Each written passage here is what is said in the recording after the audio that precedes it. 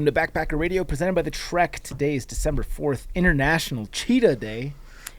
Cheetahs are great. Yeah. Are you feeling fast? I'm never fast. Do you know your fastest mile time? Yes. What is it? Oh. You want me to say it? Yeah. It was, I think, 7 minutes and 30 seconds. It's not bad. Ish. Well, I know 7:41 was the fastest I ever ran in high school, and then I didn't beat that until after the PCT or the AT. The PCT. I came home after the PCT and I ran a mile for funsies, and that I know beat the 7:41, but not by much. Yeah.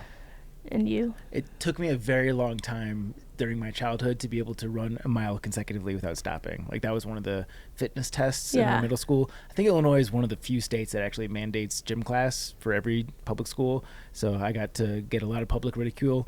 And Please. Yeah, no, I was a fat kid. They didn't know I had asthma at the time, Yeah. and my parents had me doing track and cross country, and I came last in every race. Like, they thought I was just fat. Yeah. They didn't know that it was asthma. They thought the reason I needed Fat and asthmatic, constant air and brakes. Stat card. So what was your fastest mile? I've done it. I'm way off of this now, but I've definitely run sub 6 minute mile in the past. I think that was post PCT as well. Yeah, for some reason, I don't know why, but it was a good idea. The second I got home, I was like, let's see how fast I can do this before I regress. I remember after the PCT, I would be able to run like 10 miles pretty easily. It's slow miles. I'm not doing, obviously, anything near that pace. Without walking? Mm-hmm. Just a straight 10 miles, no walking. Yeah. No. But like I said, all that's gone now. So now I walk the uphills and run the downhills. I am your co-host, Zach Badger Davis, and sitting to my right is... Hi, I'm slow, Juliana Chauncey. A couple reminders before we get to today's interview is, well, I guess this isn't a reminder as much as a retrospective, but today being December 4th, our Palooza was this past weekend. How are you feeling? Good. I feel great. Mm-hmm. I had a great time. All in moderation, and everything went really perfectly for me. Yeah, I'm definitely not hungover. I'm definitely not going to be very brief in text messages all day today, and I won't schedule emails to go out on Monday to make it look like I'm actually being more productive than I am. I just hope I go to work. Do you, though? For my wallet, yes. Okay. An actual reminder is we have a new Stay Feral. I should probably give some more context here. We have a very popular shirt that we introduced at Trail Days 2022. Yeah. And earlier this year, we released them in our Bonfire store. I can't remember the timeline exactly, but something along those lines. We had a very popular design at Trail Days, introduced it back into the store sometime after, and now we have a new edition of those shirts and sweatshirts available for a limited time through our Bonfire store. This is a white print, which means we get that cool design with some dark threads. So I'm particularly eyeing the navy blue t-shirt. I'm more of a t-shirt guy. I know you're a pullover. Yeah, so the Stay Feral that we had at Trail Days was on that nice gray shirt, and it had the black text / print. This one has the text and the print in white, so it can go on darker colored shirts. So we've got a nice navy one, and then there's a forest green one that I think it looks really good on. Yes. So basically just opening up all the options of shirt colors that you couldn't do with a black screen print. Yeah, but we get requests for this design to be on our Bonfire store regularly, and this will be available for a limited time. So if you want it, snag it now. And you can do that by going to backpackerradio.com and going to the merch tab. That's right. Shout out for our website, backpackerradio.com, and it'll give you everything that you need to know about this podcast. And one more reminder before we get to the interview is our editorial internship application is now open. This is a highly coveted position at the Trek, or at least historically that has been the case. We think that this role will be open sometime in mid-February, shortly after Kelly's return. So if you want to work under the tutelage of a pro managing editor and be involved in all things Trek editorial, please throw your application through the link in the show notes. And specifically, we're looking for somebody who's got some editorial background and a decent amount of backpacking experience. I'll leave it at that. Okay, let's get to today's interview. I had a chance to chat here for a few minutes before we hit the button. This is Bennett Lee, who's an avid caver, backpacker, and photographer. As a backpacker, he has been dropped off by bush plane in the tundra of Wrangell St. Elias in Alaska and climbed Mount Rainier in Washington, Orizaba, and... I'm so glad you made Zach read these words. Say it again. Popocatépetl. Yep, that in Mexico, and Cotopaxi in Ecuador. As a caver, he has been part of several spectacular cave discoveries and has been the first person to ever set foot in numerous virgin cave passages, or as cavers call it, scooping booty. His cave photography, this is going to be a perfect segue to a future conversation. His cave photography has appeared on the front page of newspapers, online news reports, and press releases, as well as cover photos and full-page photo spreads of countless publications, including the internationally distributed Explorers Journal and the Nude Texas Cavers Calendar, which we got to see a few examples of here just a few minutes ago. I saw his butt. Yep. You heard that correctly, nude caving calendar. Earlier this year, he hiked the AT and is currently fresh off the CDT, completing what he is calling the calendar year half Triple Crown. Bennett, thank you so much for joining us here on Backpacker Radio. It's a pleasure. So let's start off with a softball. Gun to your head, you can only use one knot for the rest of your life. What are you going with and why? Alpine butterfly. Okay, and what is that? It's a midline knot, but it's really versatile, and I love it. It's a great knot to know. How much of the knots used in caving are the same knots that would be applicable to something you'd learn in like Boy Scouts? Are they pretty transferable from one endeavor to the next? Yeah, a lot of them you learn in Boy Scouts. You use caving. Okay. And the same with rock climbing. A lot of the rock climbing knots are used in caving and vice versa. So, yeah. Chance, how many knots do you know? I can do a figure 8, and I can double it back. That's a classic. That's a good one. Thank you. Yeah. It's one everyone should know. Yeah. I have to practice whatever the knot used for the Ursack is every single time before I use the Ursack. That's basically every time that I use a knot, aside from, tying my shoes. So here we are. Yep. Obviously, there's a lot to talk about with your resume, but I don't think we've had anyone on the podcast that has, certainly not your level, but any real caving experience. So we're going to dive deep down this cave today. Let me know, how did you got started caving in the 80s? My notes show. What was the origin story for that? So my best friend at the time, his uncle is a real famous caver, Bill Steele, kind of world renowned. And he got both me and my friends started caving. And unbeknownst to me, he also got my dad started caving at the same time through a different channel through the Boy Scouts. And at one point, I was talking to my dad about caving. He's like, yeah, my friend Bill Steele, got me started caving. My dad's like, nah, I know Bill Steele. He got me started caving. I'm like, crap, I've got the same friend as my dad, and as a 17, 18-year-old kid, that was just devastating to me to have the same friends as my dad. So, what is it? Bill Steele is a good caving name. Yeah. Bill Still? Bill Steele, is that what you said? Steele. Yep. Steele. Man of Steel. Yeah. How does one start caving? What are the entry steps to diving your feet into becoming a caver? If you go to caves.org, it's the National Speleological Society. They have a list of all the caving clubs across the country. And so you can look up and find a caving club next to you in the same city as you and hit them up and go caving. And for you, how was it once you met this guy? Well, he actually got us started caving. I mean, I knew him. I'd known him for years. And I didn't actually cave with him first.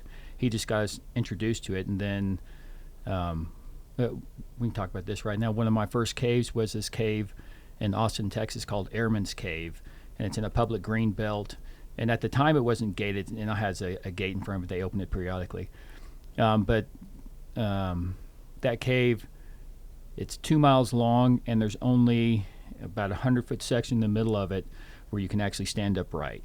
The rest of it's all crawling, and it has what we call a WIMP filter at the beginning, where there's two ways to go. You can go through this keyhole, and you have to have your body positioned just the right way so you can get your shoulder through this little tight spot, or you go through what's called the birth canal, and that was one of my first introductions to caving was this birth canal, and so it's about 10 feet long, and however you go in, like if you put both arms in front of you, both arms have to stay in front of you the rest of the time because there's not enough room to move your arm past you.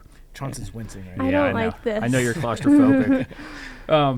And so basically, like when you inhale, all 4 sides of your body touch solid rock. Whoa. And then you exhale and you squirm, move a couple of inches, and then you take another breath.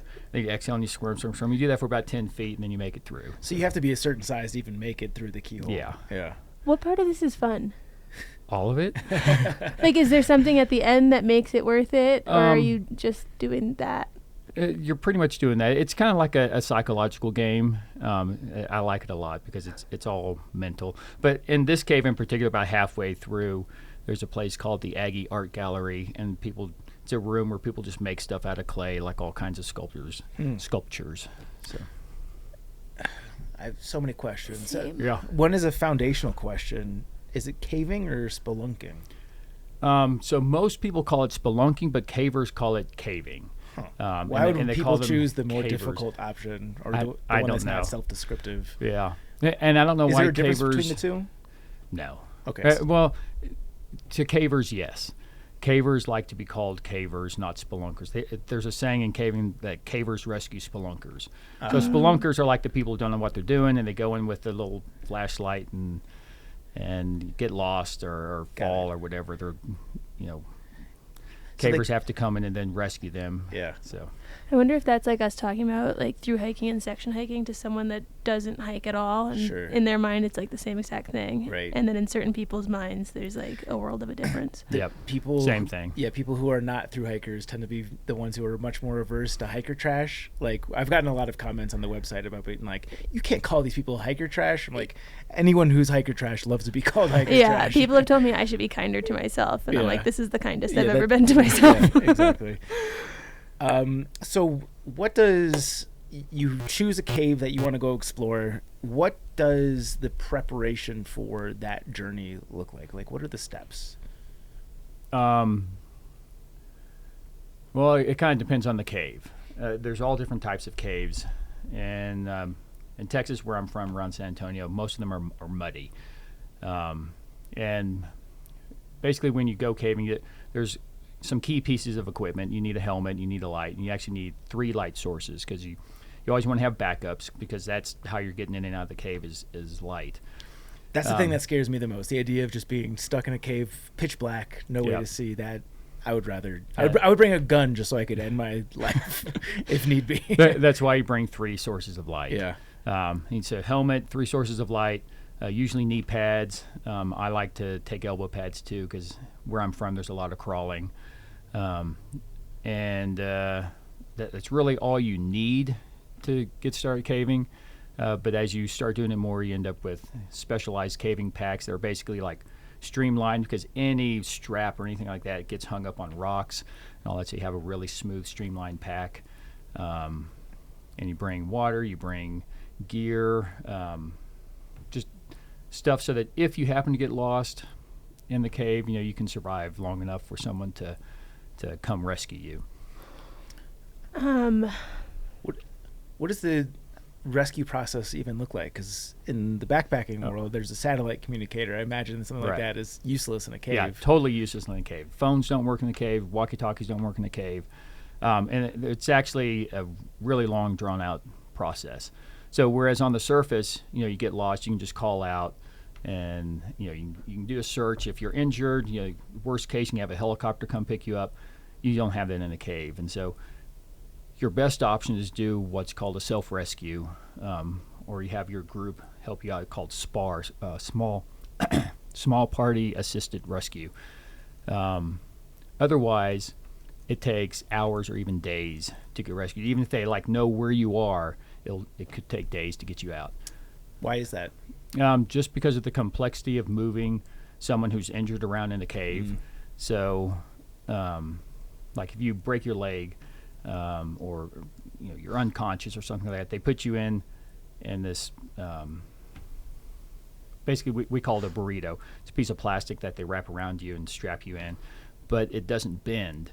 And so if you're trying to squeeze around a corner, it's really hard to get you around. And so it's a lot of work and a lot of effort to Do they lube up the burrito to help? I know it's a stupid question, but I've got lots of them, so get prepared. There's different ones. If they know it's going to be a tight cave, they have one that just does like your top body half to like make sure if you have any neck injuries or something like that, but your legs can still move, or they may take you out temporarily to get you past some tight squeezy thing or something like that. So, to jump back to like a really, really basic question, you had mentioned the birth canal and squirming 10 feet through just super tight, uncomfortable space. And my question is, how do people like find the caves that other people then go caving in? Because I feel like if you just see a hole in the wall that looks like what you're describing and you go a little ways in and it's still like that, at what point are they thinking, I should turn around? Like, how is that process of just finding where to cave? That just doesn't make sense in my head. So there's two primary ways we go about finding caves. One of them is we do what's called karst surveys or karst walks, where we go out on a ranch or a park or something like that. We work a lot with park departments. And we just basically form a line and start walking, and if we find a hole or find a depression in the ground, we go and check it out. And so we find caves that way. The other way is ranchers know their property, and they're like, hey, I have a hole here, and they call us up and say, hey, would y'all be interested in checking out this hole? And we're like, hell yeah, we'll come check it out. And usually it's like a rabbit hole or some little thing that goes 6 feet and ends. But every now and then we find some really interesting ones. Like not too long ago, it was 2 years ago, we had one that made front page in newspapers and stuff in Hondo, Texas, where it was this massive cave that these ranchers had a little depression and called us out, and there was a little hole between these rocks. And we shined our light in there. We couldn't see the bottom. We couldn't see any side walls. We dropped a rock in there. It fell for like 4 seconds or something like that. And we're like, dude, this is like something big. And we hammered the rock open just enough that we could get down in there. And I went first and dropped down into like a 90-foot high room with huge formations all over the place. And I'm like, oh, send my camera down. And so, we took some pictures. I just made a little post on Facebook in our caving group about that, and it went viral, and everyone in Hondo was like sharing it with all their friends. Made the front page of a local newspaper there, and Texas Public Radio ended up calling me up and doing a interview on that. So Texas Public Radio is like our NPR affiliate. Yeah, we've got the Colorado one here too. Yeah. So is that a paid job? Sorry, cutting you off and just while we're on it. Like, does someone pay you to come look at their holes? No.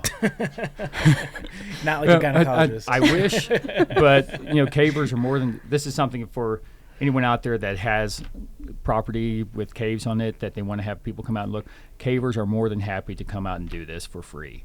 Cavers love caving, and there's limited caves out there, so anyone who wants to have some hole in their property explored, call up a caver, and we'll come out and do it for free. We love doing this stuff. Those would be some pretty fun ads. Yeah. I'll look at your hole. I love doing that stuff. Yeah. So what is the thrill of a new cave? Is it just the fact that it's been unexplored and you're kind of pioneering this new space? Is it like there's a potential for a precious mineral, wildlife? Like, is there like a hierarchy of cool sightings along the way that you'd rank for things that you would like to see in a new caving adventure? Yeah. The biggest thing is just finding something new, because there's so many caves out there that are already known about, and we go back and visit the same caves over and over, and to find a new one that no one's ever been in is really rare these days, which is what happened with Hondo. And I've been on a couple other expeditions where we found new passage. I've described it as it's like walking on the moon. You're the first person to ever set foot in this property. There's nowhere on the face of the planet that you can say you're the first person there. You can't know that for sure, but in a cave we can. We can know for sure we are the first people here because it's been sealed. It's been too difficult to get to. What about like ancient civilizations? See, even that, some of these caves are closed off, or they're so far back that no one would have gone back there. They wouldn't have had the light to do that. It would have been torches, and they can only go so far. Some of them are water caves, so they wouldn't have been able to go through with torches. Some of them we have to dig open to get to new parts of the cave. Like we know there should be cave passage this way, but it's sealed up with rock fall, or sometimes there are formations in the way, and we know that these formations have taken 100,000 years to grow, so no one's been past that. Are you tempted to do like hieroglyphics or anything like that? That's literally my next question was like the LNT of caving. Yeah, right. No, cavers are really big on leave no trace, and so we try not to damage the cave at all. Although sometimes we have to get to a certain section, and so that's kind of, we balance. Are we moving just some rocks, or are we actually like destroying some amazing formations to get somewhere? So yeah. Like, where would you put the line? Because where would the line be? Let's say you're getting to one of these birth canals and it's slightly too small for a human to get through, and there's a bigger opening you can see through the other side. Is that a time where you'd go and widen the hole, or are you trying to not modify these holes in any way? We try not to modify them, and it's kind of, each case is a case-by-case thing. So usually we try to find every possible lead that could get to this other passage. But if we've exhausted all the other possibilities, then we might do what's called rock shaving, where we drill into the rock a really shallow hole parallel with the rock face, and we put a little tiny explosive charge in there, like basically a soda straw filled with gunpowder, and we pop it in, and it flakes off a piece of the rock, and just do that over and over until it's wide enough that we can get through. So. Are you worried about it collapsing on you while you're doing that? Not usually. It depends on the cave, but caves have been there forever, for hundreds of thousands of years, and they haven't collapsed. And so the rock is usually pretty solid. Unlike mines are, we've dug them out, and they have a tendency to collapse. So there's kind of a, cavers usually focus on caves more than mines, because mines are, they're man-made, they're no fun. We can go make a mine any time we want. So. Are there caver-miner rivalries? You can go after that, sorry.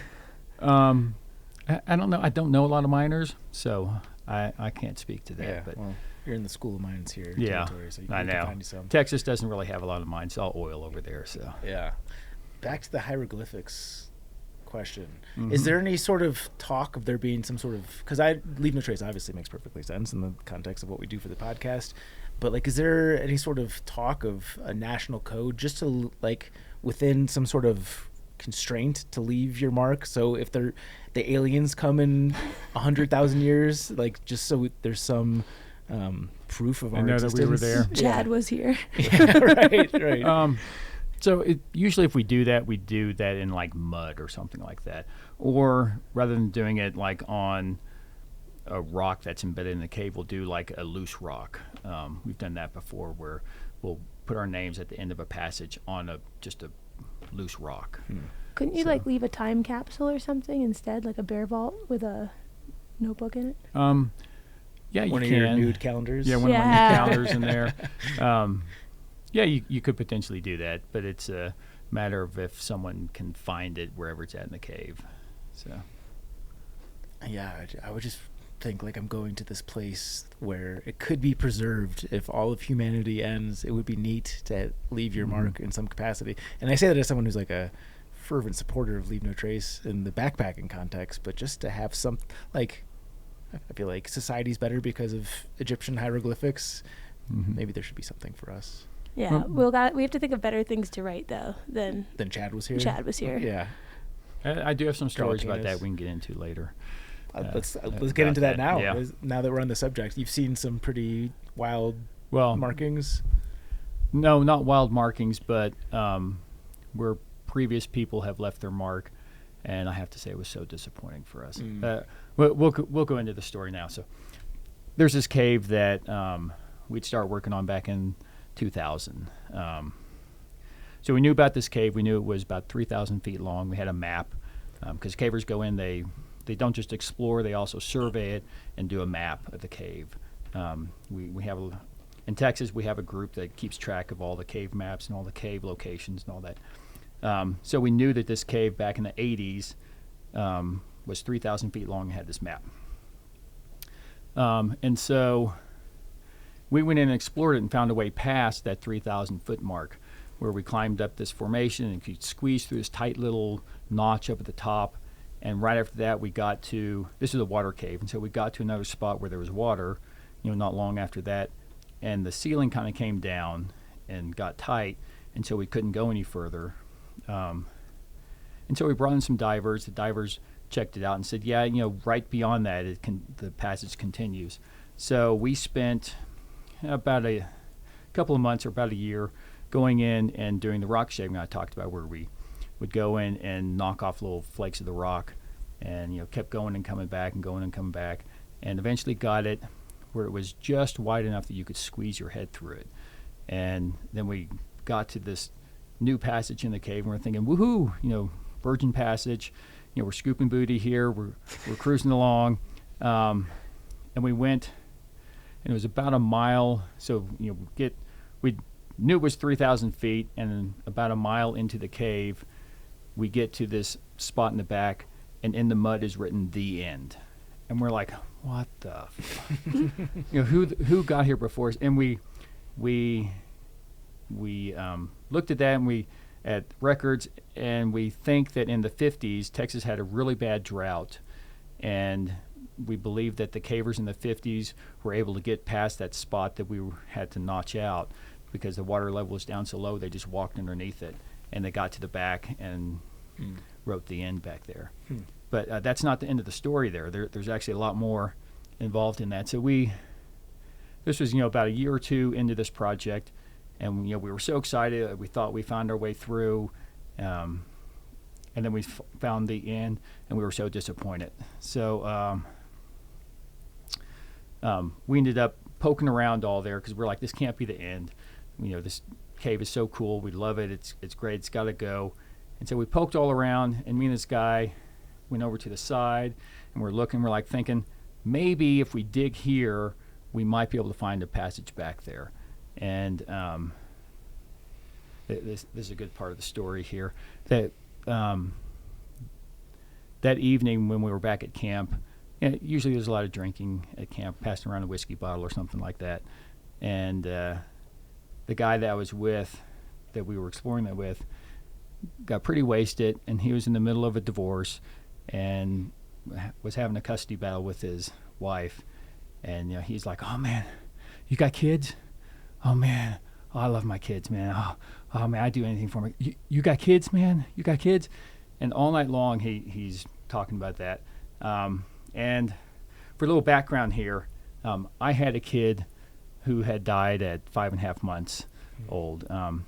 It's a tragic event, but I'm okay with it, because when I think of my kid, I don't think of, I still remember the hospital and everything he was in, but I remember, I used to come in and go, "I'm going to get you." And as soon as he heard my voice, his little arms and legs would just start flapping, his little neck muscles would strain. He's trying to get away.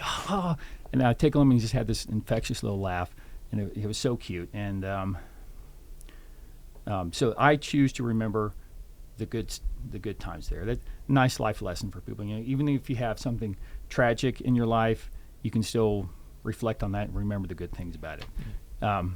So anyway, like I said, I was okay with that, but everyone else there knew my story. And what do I tell a drunk guy who can't remember that 2 minutes ago he asked you if you had kids or not? And so I was just like, "No, man, I don't have kids. No, I don't have kids." But everyone else was so uncomfortable. And there was also someone else there, a woman who wanted to have kids but couldn't have kids. And she got so upset with him doing that, she went to bed early and was crying in her tent. And so that the whole night was really uncomfortable with this guy. Just, you got kids, man? You got kids? And so because we're cavers and we do stuff like this, we named this section we dug open Got Kids. And they're like, that's the worst part of the cave is that little 200-foot section that we dug open, and it's called Got Kids.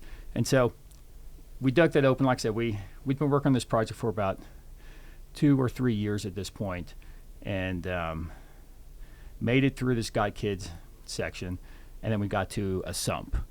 And the sump is where basically a ceiling comes down to the water level, and we had a pool there, and the cave didn't go anymore. But the water was coming out of this pool, and so again we brought in divers to go check out the sump, and the divers went in 5-10 minutes and came back. No, it doesn't go.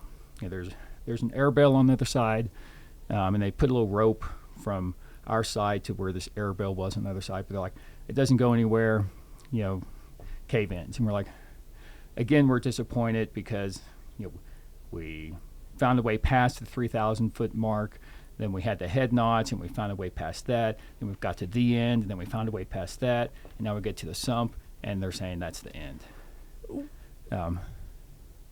What? How do I word this? Where would you prefer the end to be? Because I feel like that's pretty far to go into something. How much further do you want to go? Well, like I said, it started 3,000 feet. This is about a mile into the cave. We are now at 6.5 miles. Wow. And haven't found the end yet. And so this cave actually has the potential to be the longest cave in Texas, which right now the longest one is 26 miles, I think. 20-something miles long. That'll be an interesting marathon. Yeah. So, yeah, we never want to find the end of the cave. We want to always find more passage. And so, mile in, we have the sump. The diver said it didn't go. And just so you know, cave diving is incredibly dangerous. Back in the 80s and 90s when I first started caving, cave diving was the most dangerous sport in the world. If you did it for 10 years, it had a 90% mortality rate. Wow. Yeah. So what makes it so much more dangerous than regular diving? If something goes wrong, you can't just float to the surface. And if something goes wrong, you're stuck with the ceiling above you. And the ground, you get zero viz, where you stir up mud and then you can't see your hand in front of your face. You can get lost, so you can't just float straight up. You have to wind through passages that may be mucked up, and you can't see. You run out of air. You can't float up to the surface. So it's very dangerous, but it's become less dangerous in recent years. They've got better redundancy on their equipment. Their procedures are better. And so, I have a friend that's been doing it for 20 years now, and she's doing just fine. So it's much safer now, but back at the time, it was 90% mortality rate. Sheesh. So, sorry, did we sidetrack you with the... Yeah, my bad. Yeah, well, yeah, so I brought that up, that it's dangerous, because what I'm about to tell you is stupid to do. So no one do this, but I did this and did it multiple times. So I free dove that sump. And so I was relatively safe doing it because, we knew it was 30 feet. It wasn't going to muck up and get zero viz because there was a strong water flow. There's no mud on the floor. And they had a line going from the sump to the air bell. We knew there was good air on the other side. And so I'm like, I can swim 30 feet. If I swim 30 feet and I can't find this air bell, I can swim 30 feet back on one breath. No big deal. So I swim across, go check, hit this air bell, and look around. I'm like, okay, cool. I found the air bell. Good air over here. I swim back across, and tell everyone, hey, I found the air bell. I'm gonna go poke around and look for a little bit. How much can you see while you're doing this? I had a mask on when I went across, but then once you're out from underneath the water, you're fine. So, I poked around, looked. I couldn't find a way through, but I could see there's breakdown all up above me, but I could see up through the breakdown that there's a ceiling up there where the breakdown ends and there's a ceiling. I can hear water running. I'm like, dude, there's got to be a way through this. We've been working on this for like 2 or 3 years now. I've got to find a way through. And couldn't find a way through that time. Left. We came back again, so more pressure is on to as we keep coming back trying to find a way through. And so that second time I swam across, and I popped up in the air bell, and I was like looking at this little slot that I'd seen at the previous trip, and I'm like, maybe I can squeeze up in that little slot. And so I worked my way up, and it's only about 5 feet, but it took me a good 5 or 10 minutes to get up the slot because I had to like bend my legs the wrong way to make it up there. And I just kind of like inching along a little bit at a time, and popped up above the breakdown. I'm like, oh shit, I did it. I found the way through. So now again, we have a potential for the cave to go. But I was like, I need to go back and tell everyone, but I'm like, I don't want to go back down that slot and then swim across, tell them, hey, I found the way through, go back across and back up the stupid thing to go explore and then go back down again. So I was like, let me just check out real quick just to kind of see if the cave goes, if I really did find the way. And so I found the river passage again because we were basically in the river. I found the river, looked downstream, thinking maybe there's some way to get around this sump if I go downstream, and that ended right away. So I started going upstream. And this is a water cave. So the water's cold. It's about 78. Caves are the average temperature of the region. Whatever the average temperature is all year long. So in Texas, caves are 78 degrees all year long. And the water is also 78 degrees, which is cold. And so we wear a wetsuit. Well, I had taken my wetsuit off to make the swim across. And I took off my shoes as well because it's hard to swim with your shoes on. So all I have on is this, like basically a jumpsuit and my underwear. And that's all I have. And then my helmet and light. And so I start walking upstream, and I stub my toe, and I know immediately it's broken. I'm like, I just broke my toe. I stepped it on a rock that I couldn't see underwater. But I've had broken toes before, and I'm like, I know there's nothing you can do, so I'm just going to keep going. And so I kept going, and the water started coming out of a side passage, and so there was a change in the main passage I was in. It turned into this sandy beach, and I was like, well, this is kind of a significant change. I should check that out just to make sure the cave keeps going. So I start walking through the sandy beach and comes back to river passage. I'm like, okay, back to river passage. I should just go a little bit further just to see, make sure the cave keeps going. And so I start swimming, and the water gets really deep at this point, and I have to swim, and I start getting cold at this point because I don't have my wetsuit on. And I'm like, I should probably turn around now. I've gone pretty far. I wrote my name in the mud, leaving my trace for the aliens when they come years from now. So I wrote my name in the mud, B. Lee, 2004, and turned around and headed back out. So when I swam back through the sump and popped up, when I went across, there was a large group there, and they were waiting on me to come back. Well, I never came back to tell them I found the air bell, I'm going to go explore. All they knew was I swam across and I didn't come back out. And this turns out I'd been exploring for 2 hours. Uh-oh. So got carried away. You're in trouble. Yeah, so all that they knew was I swam over, and 2 hours later I still haven't come out. So most of the team had left, and they were going to go out and start a cave rescue, basically a body recovery is what they're thinking. And they were like drawing straws as to who's going to call my dad and tell him, hey, your son just drowned in the cave. So I popped up. I'm like, oh my gosh, I found the way. And they're like, that's nice. We need to get out of here because they're going to, start a cave rescue. And I'm like, okay. So we run out and catch them before they leave. And we sent out a report to everyone. This was on the weekend. On Saturday, I found this way through. And I sent out a report to everyone who was involved in the project on the Sunday. and said, hey, Bennett found the way through the sump. The project's still going, and everyone's like all excited, like, yeah, we've had all these ups and downs of, find a way and we get blocked, and we find a way and we get blocked, and now I found a way through the sump.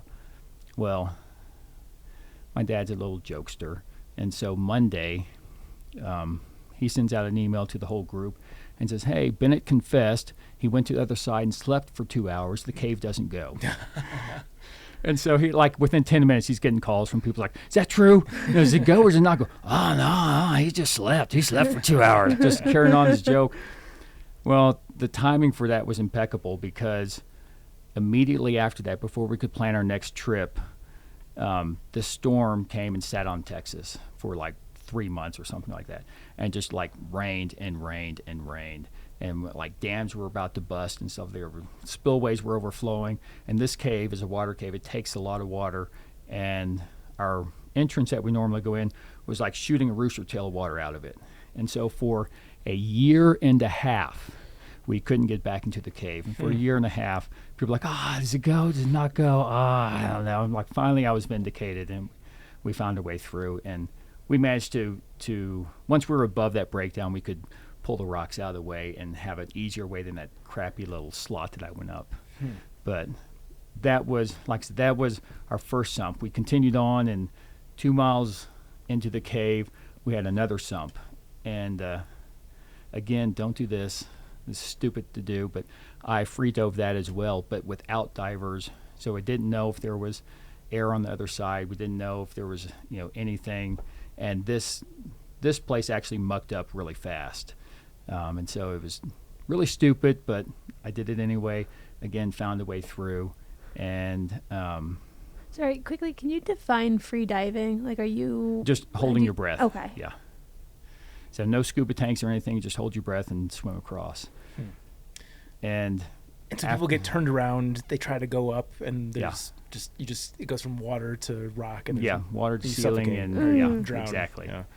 Yeah, and there's so much to it, because, like I said, you can get turned around. It gets mucked up. You can't see, and you can have lines. Like I had when I did this one, we had a rope tied to me so that if something happened, I would just like yank it and be like, "Fucking pull me out."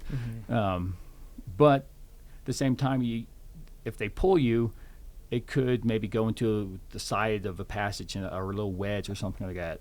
And even if you have a line just laid out, the line can shift and move depending on how you go. So it could get you into a wedge and not into the main passage that you went through originally. That's part of the reason why it's so dangerous.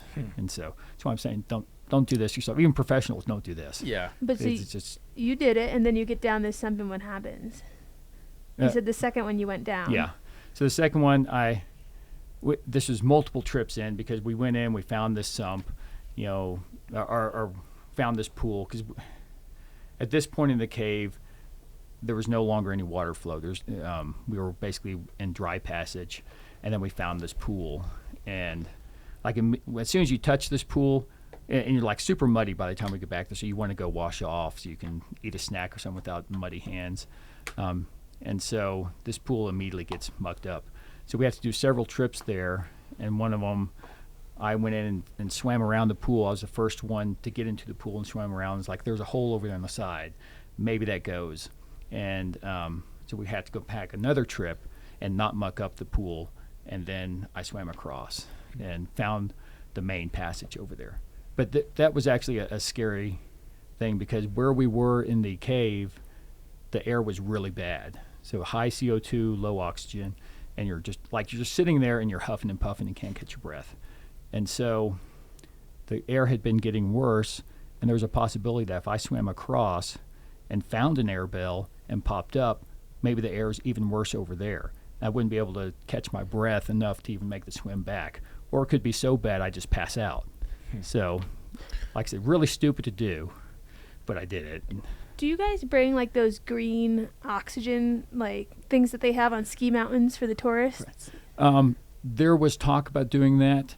There's I forget what it's called, but it's not those green balls, but it's very similar, and it's like a little itty bitty tube with it's not a full-blown regulator, but basically you take like 3 or 4 breaths off of this little thing. I forget what they're called, but there was some talk about doing that, but we went full-blown scuba tanks when we would do this. How do you know if the oxygen is bad? Is there some sort of sensor, or your breathing is strained? Well, yeah, your breathing strained. That's pretty common, especially around Texas, because we have a lot of organic matter. Most of our caves are drains, and so a lot of organic matter gets washed into the cave and then starts decomposing. You get a lot of CO2 in there. And this cave, it was actually an oil spill, or they drained a pipeline is what we really think happened. And so there's a lot of oil in this cave, and that was part of the reason the air was so bad back there. I guess I'm still confused from the earlier part. How do you know the cave keeps going? When you were at that first pool and the diver was telling you this is the end, and then you found a way to go further, and now you've gotten this far into it, how do you know when you actually hit the end versus when it could be the end, but there could be more? Cavers poke in every hole in the cave. We check out every little squeezy hole, and when you've done it for so long, you kind of know the cave should be going this way. The cave should go there. I mean, you get surprises all the time in there, but we kind of know. And in this cave in particular, this was huge, what's called borehole, just great big huge passage. And something like that normally doesn't just end. It keeps going. And so we really had high hopes for this cave continuing. And so we get to a pool, we're like, no way, it can't just end here. We've got to keep going. Go ahead. What is the end? What's the aesthetic of, okay, this is an appropriate end to the cave? Never. If you can keep going, you keep going. Okay, so there's never, you're like, okay, the rock is pinching off it for such a duration. No. Got to find some way through it. Okay. Or you just, like I said, with that birth canal, you just exhale and you keep squirm until you get through. So, is there anything like Batman-y or Iron Man-ish where there's some sort of technology where it can just scan the ground and give you the layout of all the openings underneath? I feel like something like that should exist. So kind of, we have some technology in the caving community where we do ground penetrating radar, but it's not very accurate. You just kind of get kind of a blobby thing that says there's a void here, but it doesn't. You don't get like a map out of that, and it can only go down so far. 30 feet or so. There's some other technology that can go deeper, and it's kind of a long, drawn-out process to do that. But yeah, I've helped on a lot of those things where we do these ground penetrating radar. But usually that's just to find a void, not to actually find passage you can get to. You're hoping you can find a way to this void. See, that doesn't. My brain's confused at that because I'm in my head. It's like if we're going to Mars, surely we can scan the ground and see the network of caves below. Yeah. I don't know. I have no idea. It's tough because it's solid rock and it's really hard to penetrate that. And so, like I said, we do have some technology that can do that, but it's very limited. I want to go back to the inspiration for this because when you initially started talking about this, Chance is wincing up. Yep, I know you're claustrophobic. I like I've heard hearing that in the stories, episode. The stories are great. So, well, I'll get you in the cave soon. No, you won't. You will not. Come in my hole. You mentioned that you like the exploration component of it, but is there any part of this that is you're riding an adrenaline rush too, like knowing that you're contorting yourself in such a way that it could be the last cave that you ever explore? Like, is the risk involved with cave exploration part of what pulls you into it? Yeah. For me, I've never been a big team sports person. I like rock climbing and caving that are kind of solo mental activities. And so when you're in a cave and you're in like that birth canal that's so tight and squeezy, it's mental. And so I like that mental challenge of trying to get through this tight squeezy thing, the potential you could get stuck, but if you can get in, you can probably get out. That's not good enough for me. Super reassuring. Yeah, but so when you've done it for so long, you kind of know what your limits are, and I'm always pushing a little bit beyond those limits just to see if maybe that's not quite the limit. But yeah, you mentioned a 90% mortality rate for people that free dive. Is there any for cave diving? Cave diving, rather. Yeah. Is there a statistic for people that just cave in general? No, not that I know of. It's relatively low, primarily because we go in groups. We go in with proper equipment and all that, and so for someone to actually die in a cave is pretty rare. I mean, it happens, but a lot of times it's not cavers, it's spelunkers. Yeah. That are the ones that get into trouble. Yeah. Now, cavers do too, but Just one more question while we're on the subject, because this is something I'm passionate about. You mentioned like the mental component of exploring these, and you're battling your own psyche. Yep. Now translate this to backpacking. Does backpacking seem incredibly easy Boring. relative to having boring too? But after having that arsenal of knowing, like, I squeezed through this thing and I was exploring for 2 hours and people might have thought that I was dead, like going out to the AT, does that seem like a cakewalk relatively speaking? It's different. I mean, it's just as challenging too. When you're out there for months and like at the end of the AT, it'd been raining it rained 17 days straight on me at the end of the AT. And I saw your video from Able Bridge. Yeah. It's pretty intense. Yeah, that was crazy. So, when you're facing something like that, there's a huge mental toll on you. And it's not just, a few minutes of panic like you might have in a cave. This is, days worth of mental toll on you. So, I mean, it's different and it's just as challenging. Maybe even more challenging because it goes on for so long. So, and in a cave, this is something that always helps me in a cave when, like, if you're in there and it's all kind of hot and stuffy, and you feel like you can't breathe, you're just laying on cold rock, and the cold rock will absorb your heat and cool you off.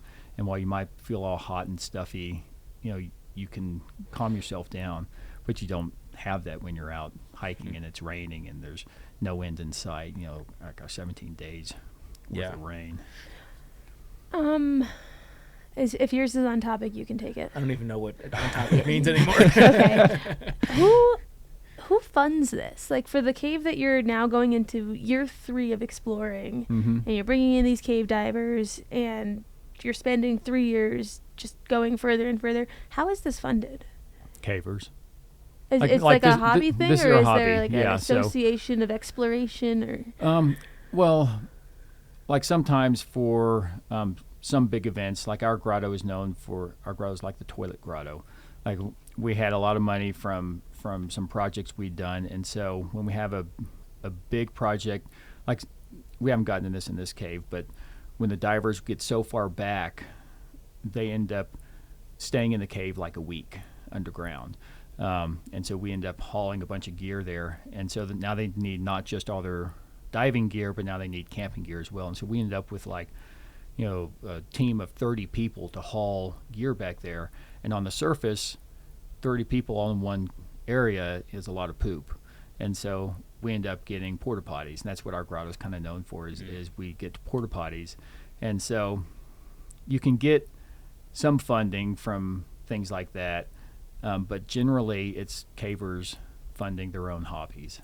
So it makes sense for through hiking because people will leave a job and they'll save up 6 months worth of funds and go do it. But when it comes to something that's 3 years long, like, are you not making an income while doing this? Are you having to make sure you have X amount saved for the 3 years? I'm just trying to, how is it feasible? This is just a weekend. Like, we go out for a weekend. Oh, this isn't 3 years of straight. Isn't 3 years straight. This is weekend projects. Got as it. we Okay. go out. Yeah. This makes more sense in my mind now. Okay. When people are in the cave for extended periods, how do you regulate your circadian rhythm? I imagine, is it complete darkness in there? I'm having a picture. Okay. So there's actually a study done at a cave in Texas, Midnight Cave, where they had a French guy stay underground. I forget how long he was underground for, 45 days or 90 days or something like that. And they basically tracked his rhythm. This is like something I think NASA funded or something like that to see the effect of the circadian rhythm and what would happen if you're not on a normal day cycle. Mm-hmm. And they found that you sleep longer and you stay awake longer. So your cycles extend.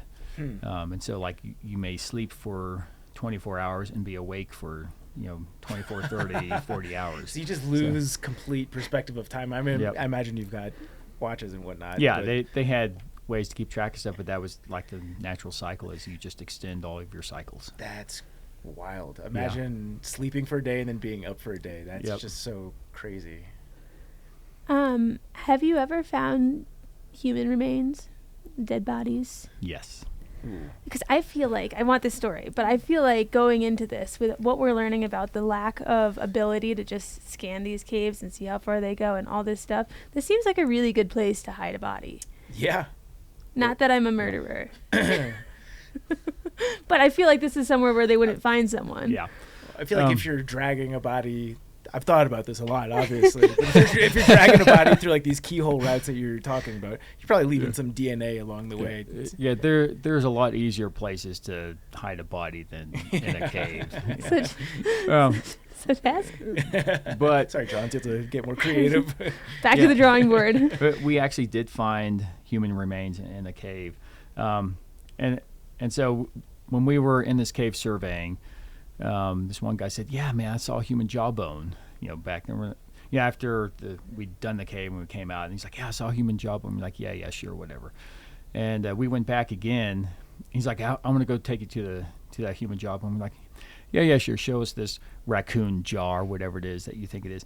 And we got back to the spot, and he pulled it up. I'm like, "Holy crap, that is a human jawbone." It's got braces. And so, in this spot in particular, it was a really tight, squeezy spot, and at this weird angle and kind of pinched down, and then down in the dirt at the bottom is where the jawbone was, and there were other bones down there as well. But it was like so hard, you basically had to turn yourself upside down in this tight, squeezy thing to get to any of these bones. And so what we think happened, at least this is what I think happened, there were no other items there other than the bones. So I'm thinking it's not like no one from the modern day that would have like buttons or zippers or anything like that. So I suspect it was probably some Native American that went into this cave and probably like with a torch or something like that, and the torch goes out and he gets lost in this cave and ends up getting stuck in this tight, squeezy spot and ends up dying there, is what I suspect happened.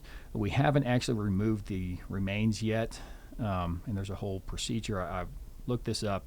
When you find human remains, you have to notify the authorities, but I don't know what they're going to do with it because it's not like they can get back there. We're cavers and we have a hard time getting back there, and they're going to send someone like Chance who's claustrophobic, and their medical examiner is like, "Oh, I don't know, man." Yeah. Well, that's kind of like a big thing. I feel like these days, because there's the whole stuff about returning remains to Native communities. Like the Smithsonian has a shit ton of them, but on the other side of like the moral controversy is you could take that jaw and then they could date it and see literally when it's from, and so there's the back and forth of like the could you, should you, right.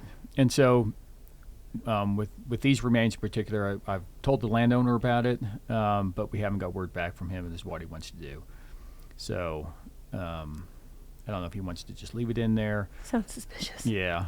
I can tell you that this is not like a body someone would have dragged back. There's no way they could have carried a body back there in this tight, squeezy spot. Yeah. So this particular cave that we're talking about, how far below the ground is it? Where we found that,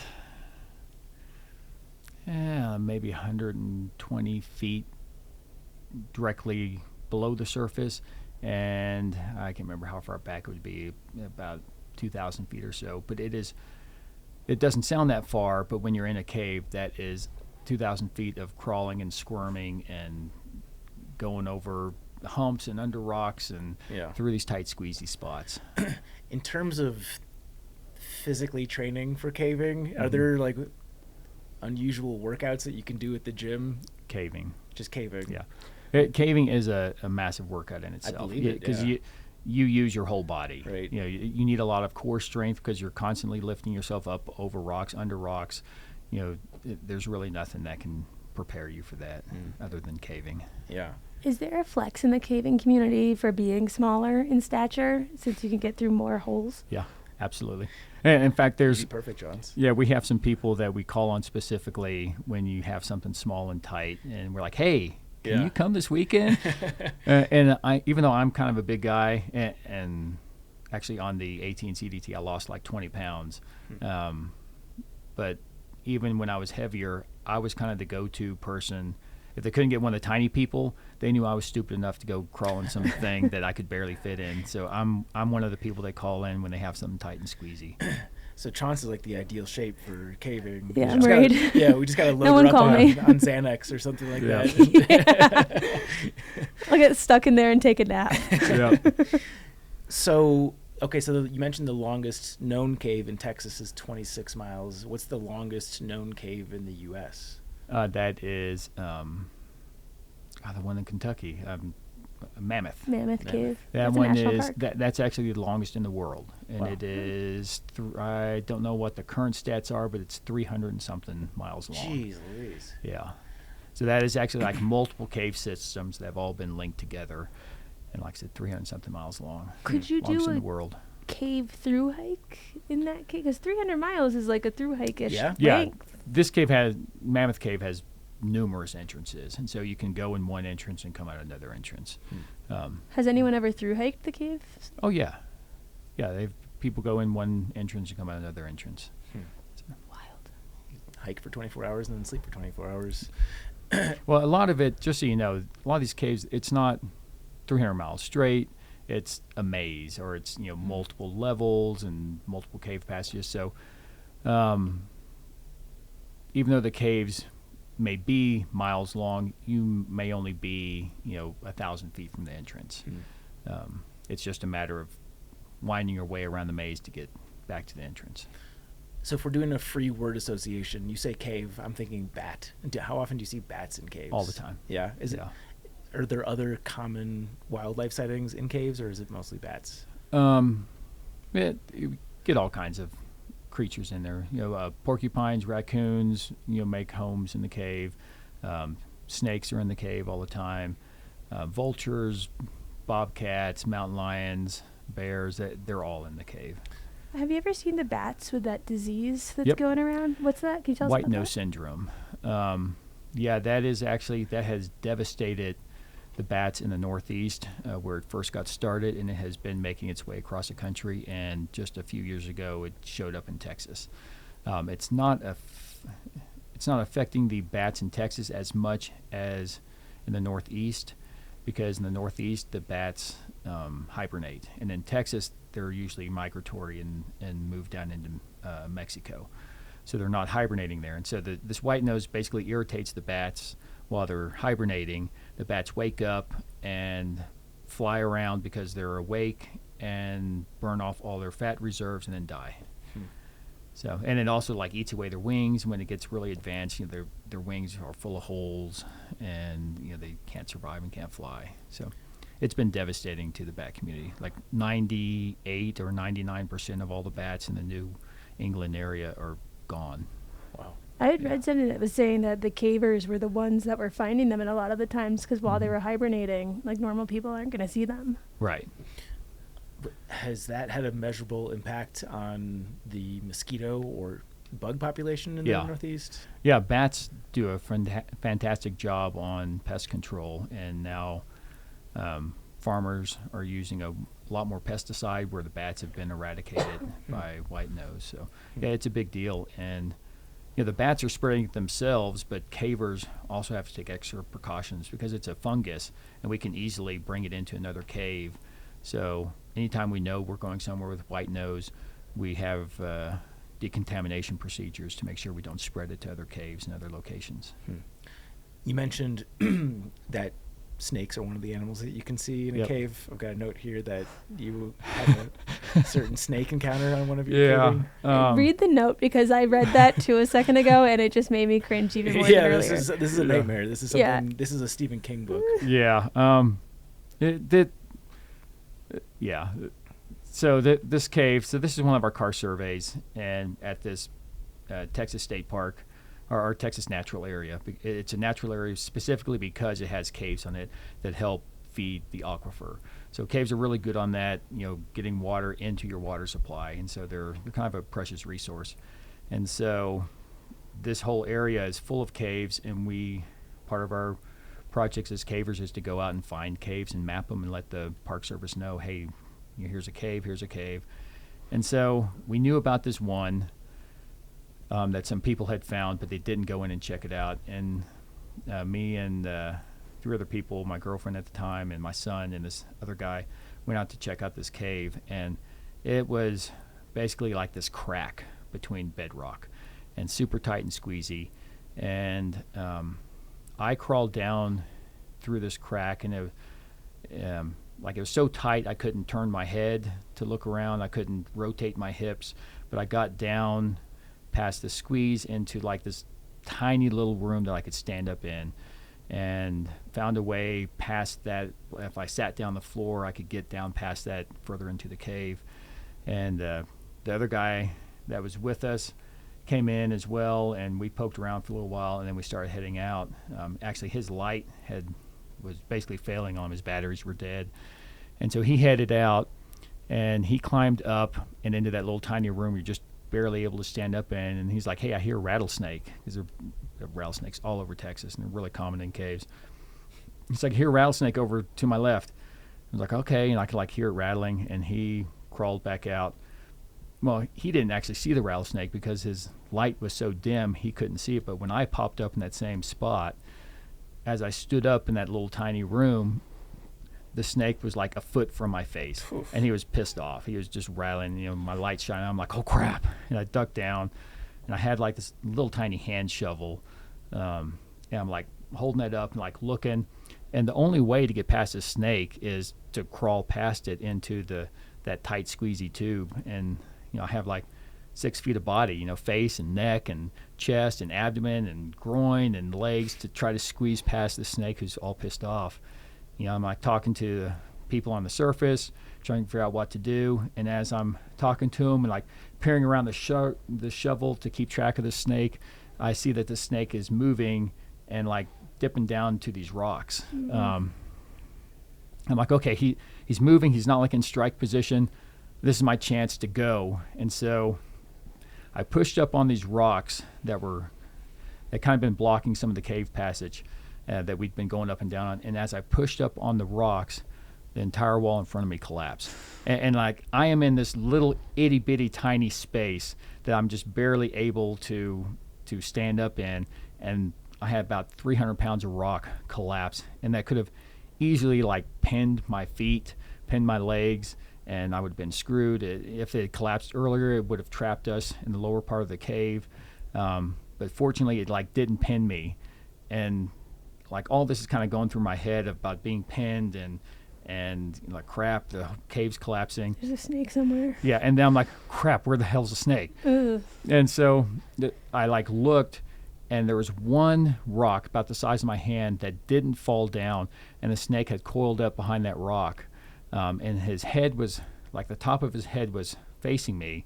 So I knew that if, he tried to strike me, he'd have to come up from behind the rock, do a 180, and then strike at me that way. I'm like, he's not in a good striking position. Now's my chance to try to get past him. And so I managed to squeeze past him. I used a little shovel as a shield to protect my face and body and my legs. And as soon as I got past him, I pulled my legs up as high as I could go, and then I didn't have feet to push up, and so the people on the surface had to grab my arms and pull me out the rest of the way. But whew. Yeah, that was the closest I've come to a snake bite, and it, like I said, right in my face, so a foot away. That is a nightmare. My whole body is cold. Yeah. I don't like that at all. Isn't that a scene in the movie True Grit? I was thinking Indiana Jones, maybe. Yeah, same. Yeah, it's very similar in True Grit. Yeah. Only she had way more room to move around than I did. Yeah, sure. Is that actually a scene there? I was just thinking it is. Yeah. Okay, Yeah. I've never seen it. It's a good movie. Yeah. It's basically exactly what you described, but Yeah. a much bigger cave. Yeah, much bigger cave. Wow.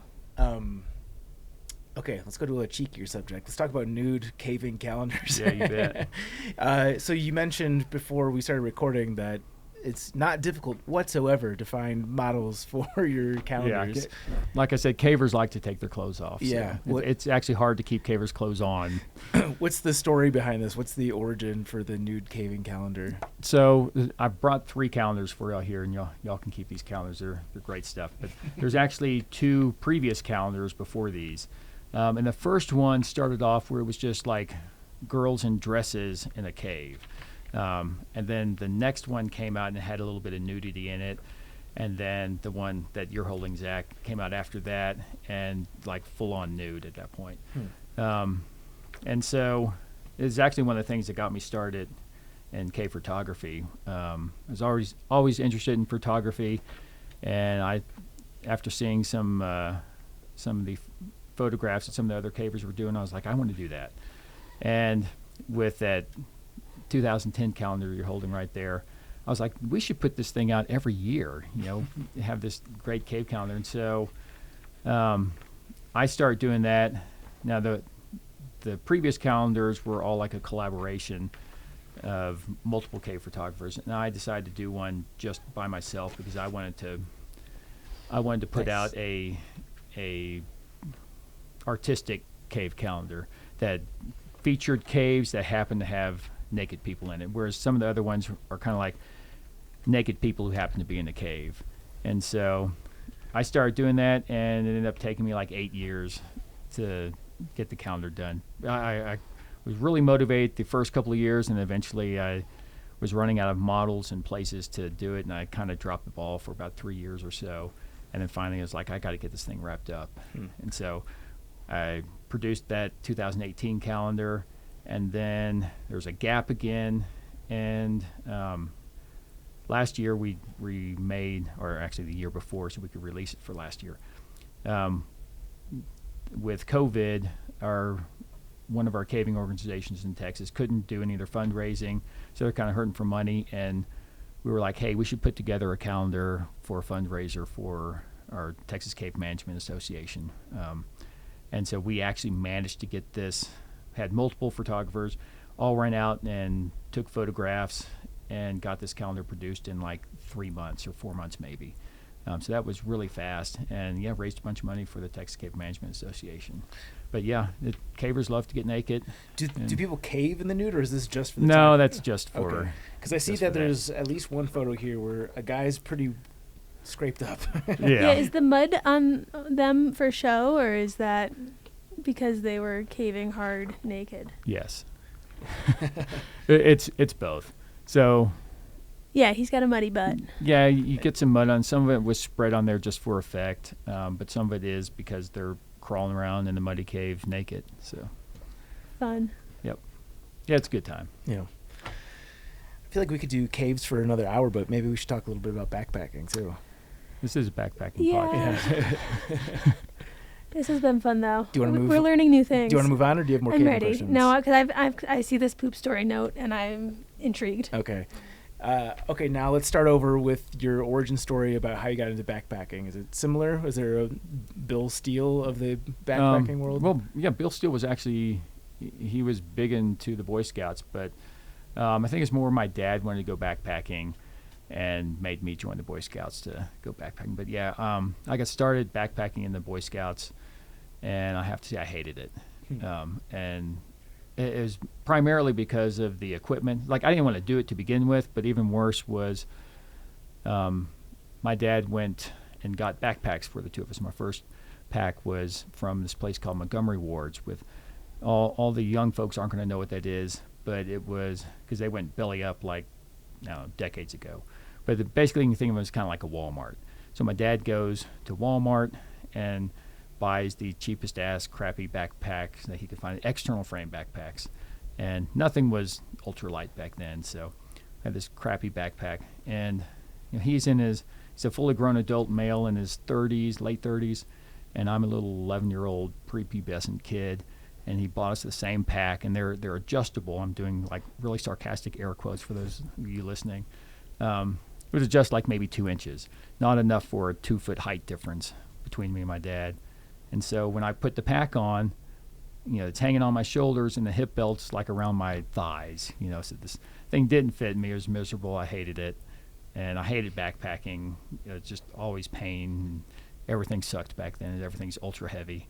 But my scout troop, we did all kinds of things. We did survival campouts where you go out with like a pocket knife and a Coke can or something like that, and then you have to make your own shelter and start a fire and catch your food, which for us was like water moccasins and cottonmouths and same snakes, but we would like catch those and fry them up on the fire we made. And so I was really comfortable outdoors, and then I started getting into rock climbing and caving, and backpacking just kind of came along. And since I was already comfortable and got better gear eventually, it became something I enjoyed doing. So how much of a crossover is it between the gear that you use for caving and backpacking? Like, I imagine one of the headlamps you use might cross over.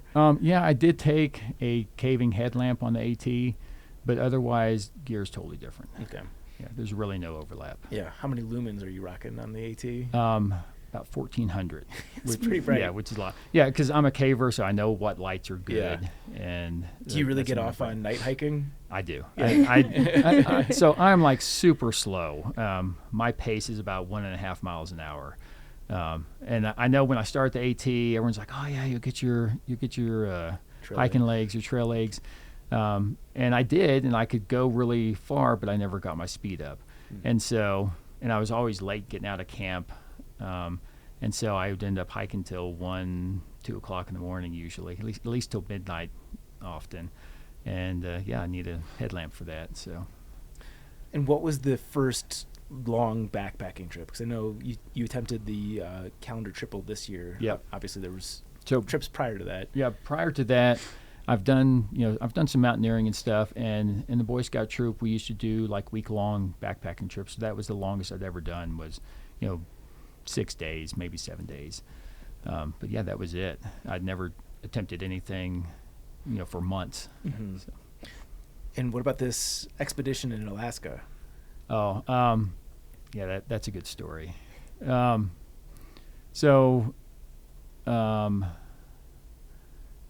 in the late 90s, when I was working at this job, my boss wanted to do a backpacking trip. And he wanted to go to Alaska. And so he actually kind of set it all up, and me and my wife were along for the ride. And basically we were going to go hike the Wrangell St. Elias Wilderness, our national park up there. And we flew out to Anchorage and then took a bus out to Glen Allen. And so Glen Allen it's like a crossroads, and it has an airport, which at the time, I don't know if the stats are still the same, at the time 1 out of every 3 people in Alaska had a pilot's license, because that's just how they get around out there. And so there's an airport, a post office, and a hotel, and that's it. That's the entire town. And this tells you a little bit about Alaska here. We checked into the hotel, and everyone wanted to go do something. They wanted to go drink or something like that. And they talked to the guy at the front desk, and it's like, "Hey, where can we go get a drink?" He's like, "Well, the hotel owners are really religious, and they don't allow any alcohol in here, but there's a bar about 5 miles down the road." And we're like, "Okay, is there like a taxi or something in town?" There's no taxi. "But you see that orange truck in the parking lot? That's mine. The keys are in the visor. You can take that." So we'd known this guy for like 5 minutes, and he's giving us his truck to go drink. So that's Alaska for you. Yeah. So yeah, we went and did that. And the next day we went to the airport, and we had a bush pilot lined up who was going to fly us out in the middle of Wrangell St. Elias. And the bush planes there have special wings that have a massive amount of lift. so they can like take off in like 30 feet and land in 30 feet, but they're super slow. And so round trip, it was like 1 hour per person to drop us off out there. And the plane had one seat for the pilot. And it's basically a tube with an engine on the front of it. And what we would do is the pilot would throw our pack in the tail. He'd put a board over the top of it, and we'd lay down the board, and then he'd hop in the seat and fly us out there one at a time. Just like being in a cave. Yeah, just like being in a cave, yeah. What's the scene once you get dropped off? So it's tundra out there, and it's kind of funny. The landing strip out there was basically a piece of webbing on this little tiny bush, and so the pilot knew that area was relatively flat with relatively fewer rocks than everywhere else around it. So that's where he would fly out in the middle of nowhere, see this little piece of flagging, and land right there. And then landing in that little tiny plane, being curled up into a ball, that's a pretty tense moment. It was fun, actually. I kind of liked it, being stuck back there and landing. And then I can't remember if I was the first one out there. I'm pretty sure I was the last one to get picked up when we were heading back. But yeah, you're dumped out there in the middle of nowhere, and you're the only person around for miles and miles and miles, and you're watching this plane fly away, and hopefully it'll come back in an hour with someone else. So this was late 90s, and from Texas, we don't have a lot of bears. We maybe have a couple way out in West Texas in the Guadalupe Mountains, but otherwise bears aren't an issue for us. And so I was concerned about the grizzlies up there, and had a whole discussion online, a relatively new internet at the time, about like what to do for grizzlies, and like, you need a stainless steel shotgun, and here's the load pattern of the ammunition you need in there. And I'm like, dude, that's like 20 pounds, man. I'm not going to carry that. And so I settled on a bear canister. And I still, to this day, do not understand what my friends were thinking. So maybe your listeners can give us some input onto their logic here. But I decided to pack a bear canister, one of those crappy black ones, not like the cool Bear Vault ones we have these days. It's the black ones that are big and heavy and like super small inside. You need the coin to open up the top. They really suck. And so I managed to pack food for me and my wife for like 6 days in this crappy ass little bear canister. And I'm packing that, and the other 4 people in our group were saying, hey, you can't bring a bear canister. It's like, what do you mean? Why not? It's like, well, what are we supposed to do? Like, I don't know. Do whatever you're going to do. Well, we don't have a bear canister, so you can't bring your bear canister. I'm like, what the fuck are you talking about? And granted, I have Asperger's. I'm socially clueless a lot, but my wife is not. And, we're like, looking back, maybe they were joking, but they were serious, because my wife and I had discussions about this. Like, I don't know what the fuck they were talking about. Yeah. But, yeah, they were, for some reason, they were adamant that because they didn't have a bear canister, I couldn't bring my bear canister. I'm like, wouldn't you rather I had mine? So if the bear eats all your... Because there's nothing out there. There's no trees to hang from. There's nothing. It's tundra and flat. And so it's like, if a bear came and ate all of your food, wouldn't you be glad I had a bear canister, right, and we could ration out our food? But they were adamant that I couldn't bring mine because they didn't have one. So. Did you still bring it? Oh, yeah, I brought it. No bear spray or anything? I can't remember if we had bear spray or not. We might have, or someone might have brought some. Mm-hmm. But yeah, even that was, they had it, but again, it's not, bears weren't that big of an issue like they are now. And so that wasn't that common of an option back then. And again, big of an issue. You can't fly with it, so. Yeah. Weren't that big of an issue in terms of like there was less of a bear population? Yeah, just less human and bear interaction. Uh-huh. It's with all of our tourism and stuff these days, it's common to have them interact, as as a thru hiker. But yeah, at the time there were bear interactions, but they weren't that common. Yeah. So, but we had bear prints that were along the route that we were going, and they looked relatively fresh to me. Yeah, I'm not a trained tracker or anything, but I'm looking at them like, dude, that's like a day or two old, and the bear scat and everything. I'm like, dude, the bear is like right here somewhere. Yeah. So you didn't see any bears, just the didn't tracks. see any bears, just the tracks.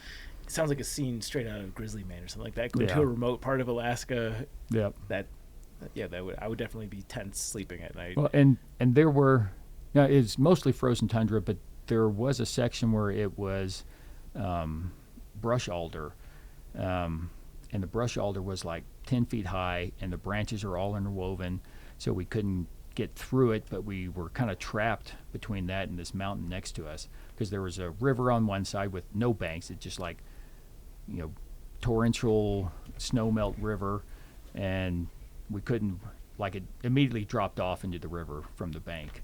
And to the other side of us was a mountain, and we actually tried doing that, walking on a big boulder field on this mountain. But one of the guys in our group had like really weeny boots, and he was complaining that his feet were getting all bruised. And so we're like, we can't walk on the mountain, and our only option is to go through this brush alder where you can't see, and there's a bear somewhere around us. And like, we can't see him out, so where the hell is he hiding? Probably in this brush alder. So that was, as we're going through, we're like, yo bear coming through. Yeah. So it's a good way to not see a bear. Yeah. So how long was this route? So it was, we went out for, I forget, 6 days, I think.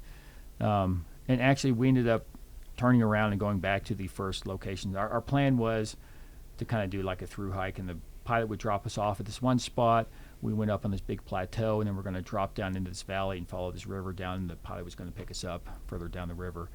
But again, our group was kind of full of a bunch of weenies, and they looked at this slope going down like, oh, it's too steep. We don't want to go down that. And so we had to turn around and come back. I would imagine to go through the hassle of getting dropped off in the circumstances that you were in, that the group would be ready for anything. But yeah, I would think so. Yeah. But yeah. Well, I think at the time I was probably one of the most experienced backpackers out there. And the rest of them, had some experience.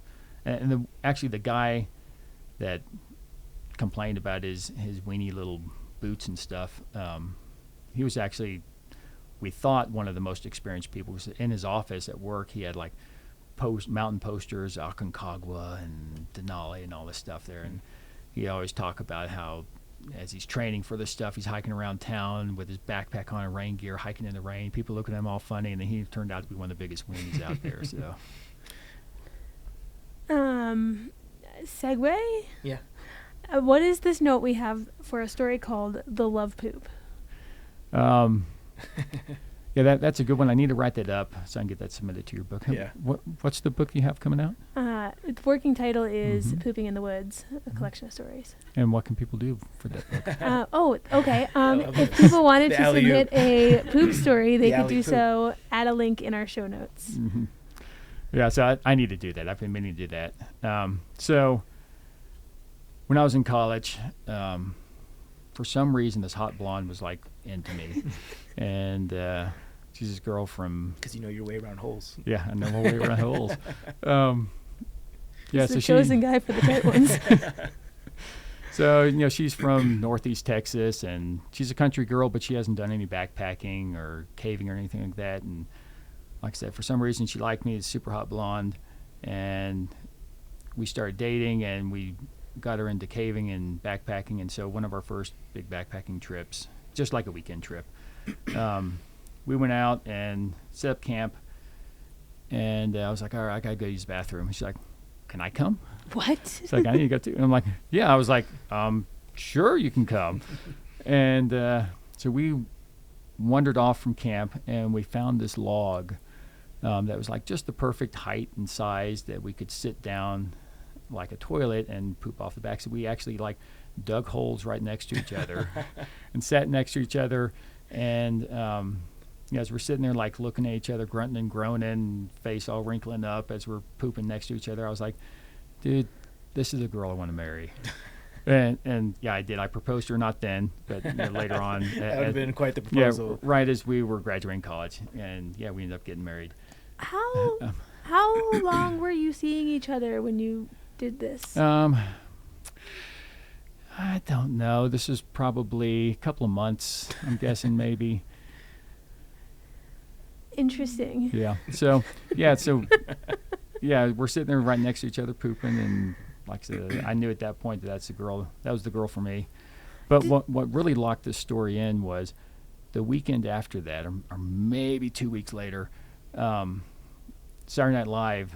We used to watch Saturday Night Live, and they would have these fake commercials on after the opening monologue, and the one like right after we had done this pooping together next to each other on this log was this one for the Love Toilet, and it had, I think, Kevin Nealon and Victoria Jackson. We know him. Former guest. Yeah, and it was this S-shaped toilet where you like sit in the curve and you like look at each other, and as you're pooping, and have this little voiceovers. I'll share your most intimate moments, whatever, something like that.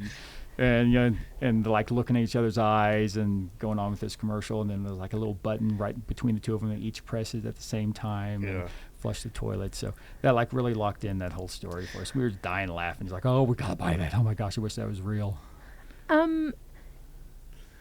Yesterday our guest had referenced Zach's book, if we're just like segueing and plugs wherever. Zach's book, which he puts like know your why in that. What is the why for pooping next to your partner? I do not. The why for me was his hot blonde wanted to poop next to me, and I'm like, hell yeah. That was my why. I don't know what her why was, but yeah. Did you send her a note on that dual privy on the AT? Isn't there there's a privy with 2 toilet seats right next to each other? Yeah, there's a chessboard in between them. Yeah.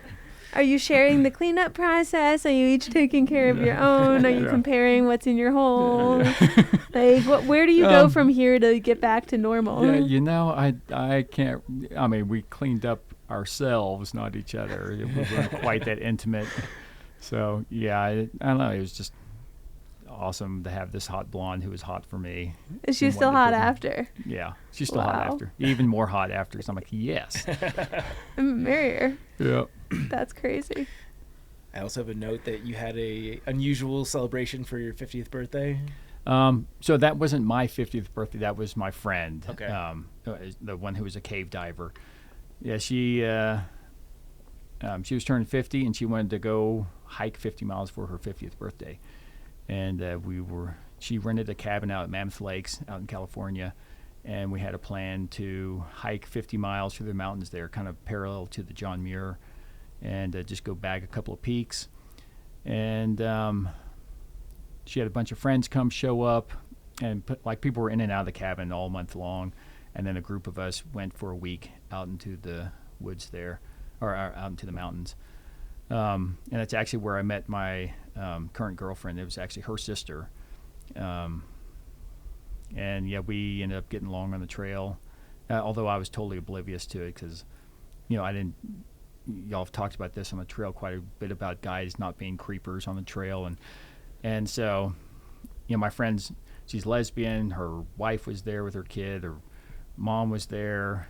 Had a bunch of other friends who were gay or married. And so, like, me being a straight guy, I'm just like, again, with Asperger's and socially obtuse, I'm like, on top of that, I had like blinders on because I didn't want to be that creeper guy. So I'm like oblivious to all the women there. And her sister, which again, I don't want to hit on my friend's sister, so I'm oblivious to her, but she was like hot for me and was like coming on to me, and I'm just like, I don't know what's going on. No, I don't see anything.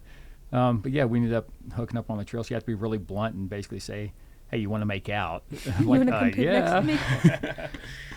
I have a note from this story, something in quotations, lady boner. Yeah, lady boner. Yeah, so this was another thing. This is that I have a Toyota Tacoma, and so I had decked this out. This thing, I planned on van lifing out of this thing for a little bit. So I have it decked out with like solar panels and a bed in the back, and fridge, freezer, and all this stuff. And to get to the trailhead that we were going to go to, it was about a 2, 3, 4 mile uphill trek, or you could take a road. But the road was a real 4-wheel drive, not just like, oh, it's a little rocky. This was like I could reach out and touch the ground sometimes out of my window because we were like tilted so much and going over all these rocks. And so we were taking my truck out there to get people to the trailhead, and it's got traction control, and I got 4-wheel drive low, and I'm like pushing buttons and dials and all this stuff. I go around a corner, I have to turn off the traction control, and as I'm like pushing buttons and tilting the truck and all this stuff, my friend's sister, Chris is her name. She's in the back there, and again, I'm oblivious to all this. She's in the back, and man, I don't know, when he's over there pushing those buttons and working the dials and stuff, man, it's giving me a lady boner. And we all just like died laughing, and I'd been looking for a name for my truck for a long time, but I wanted like a good story to go with it. I'm like, oh my God, that's the name of my truck.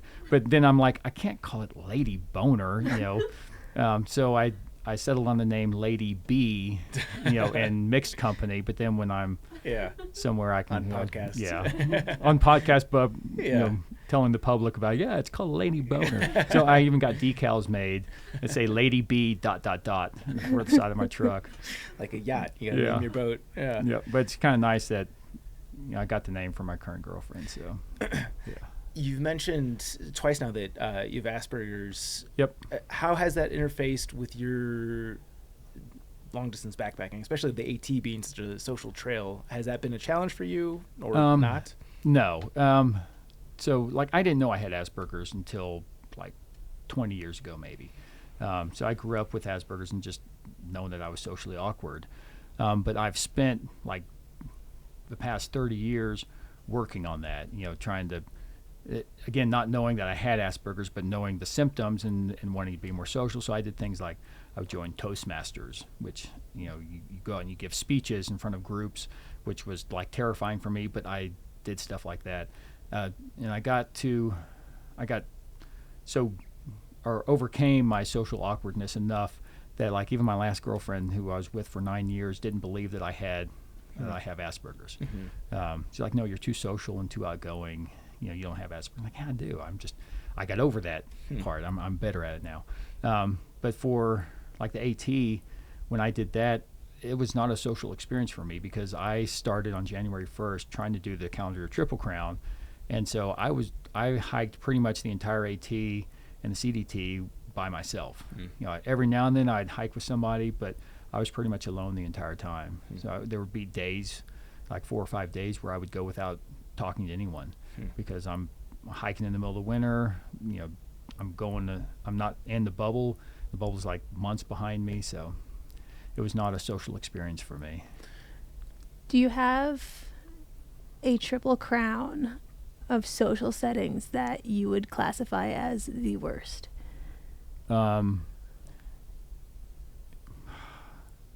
Anything where I have to give a speech, it's just like, that's terrifying. Anything with a group of people where I don't know the people in there, that I don't like that either. You're kind of doing both those things right now. Yeah, I know.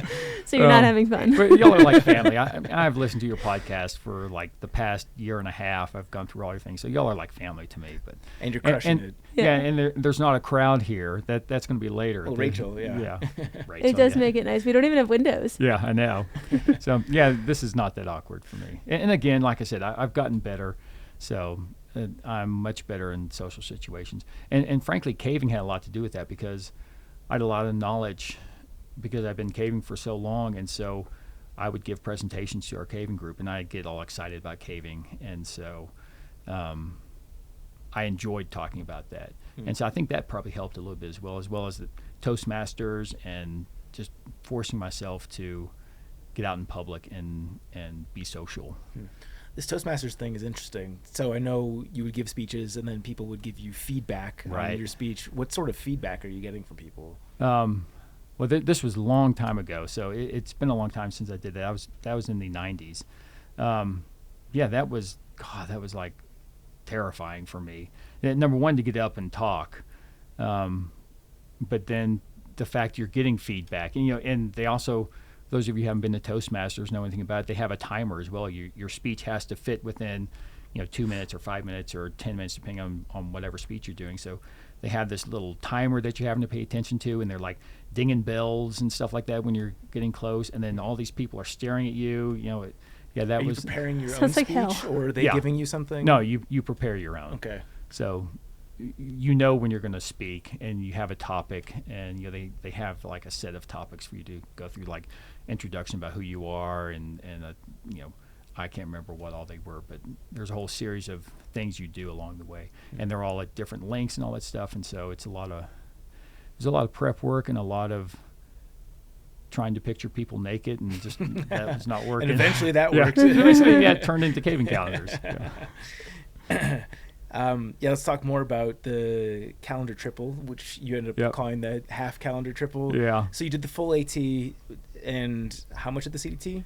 Half of the CDT. Okay. Yeah. Yeah. So it all started.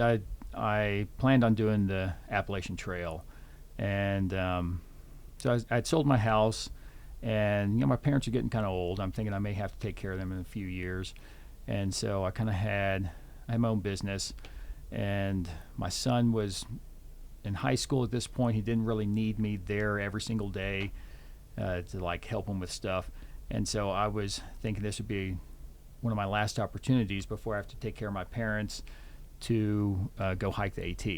And so I bought your book. Great book, by the way. What's your book? This is great. Yeah, this is fun. Yeah, Appalachian Trails available on Amazon. Yeah, awesome. Did you hike? Yeah, exactly. I got the beer here. Yeah. I'll do it. Wait, hold on. Oh, please pull out a Smirnoff Ice. Please. Rachel iced Chance before the show here. This would be the best come around joke. Oh, yes! This counts. This counts. Do I have to get on a knee and drink the whole thing? Here, do you want to open that? I'd be honored to open this for you. Redemption is so sweet. Based on how Rachel thought my attempted icing would have gone, I think I have to take this. Oh, you brought a glassware. This is phenomenal. So this Rebecca is Creek. Rebecca Creek. This is San Antonio whiskey. I'm from San Antonio, everyone. And this is my favorite whiskey of all time. Cool. Yeah, it's so smooth, Yeah. so good. He even brought his own glasses. That's hilarious. Very funny. We've never had someone present us with booze. What's that? We have to do this right. I'm not drinking out of like plastic Solo cups or anything. This is also a great time to plug our YouTube channel. If you have not watched a podcast episode, this probably works a lot 4 better glasses. visually. Ready for Rachel, too. Give Rachel a double. Yeah, Bennett mentioned that he had a drink that we could share, and I didn't even put 2 and 2 together. Now it's all coming together. This is great. And like I said, this is good sipping whiskey, so you're going to like this stuff. Sold. Yeah, and check out YouTube. You can see this. On top of me, being such a witty guest on here, I'm also incredibly handsome. Causes lady boners, apparently. Yeah. I'm getting one right now. All right, grab a glass. Well, cheers, guys. Cheers.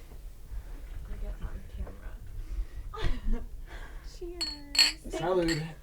Thanks for the whiskey, my friend.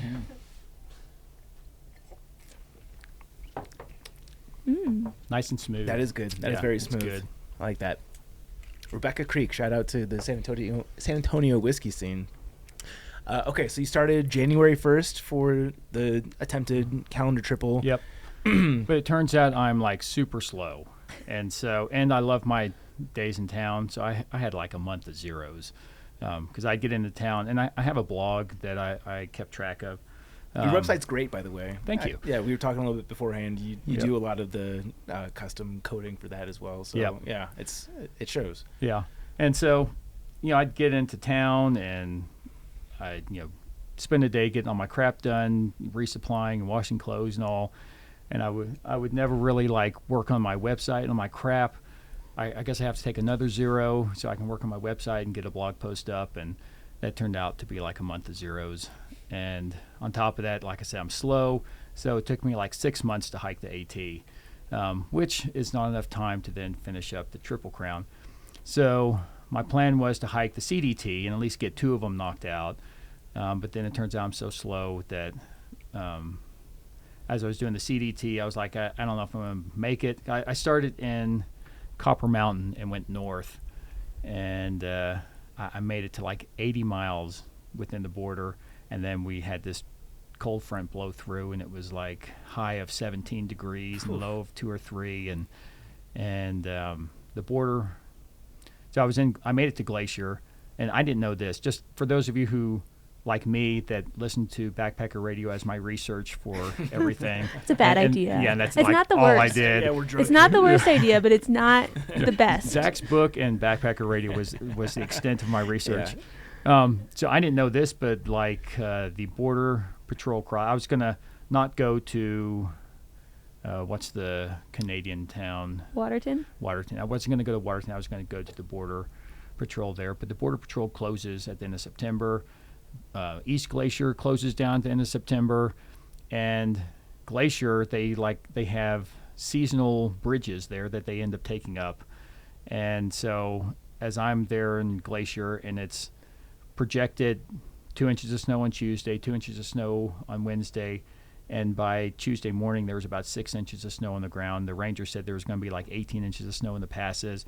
The seasonal bridges are pulled out, so I'm like, I'm going to have to be crossing streams and 11 degrees. I'm like, screw that, and I ended up bailing like 80 miles from the trail. But even so, I still managed to do half of the CDT, and so rather than the calendar year Triple Crown, I did 1.5, which is half of the calendar year Triple Crown. Yeah, I mean, also you make that big of a goal, even if you fall short, you still did something pretty spectacular. I know, it's like, oh man, I failed. I only walked 4,000 miles, and that's all. You know, right. I was going to ask about the CDT because you've got the GPS coordinates from your inReach, and like it ends right before the border. I was wondering like, if it just died out, but no. No, it was 11 degrees.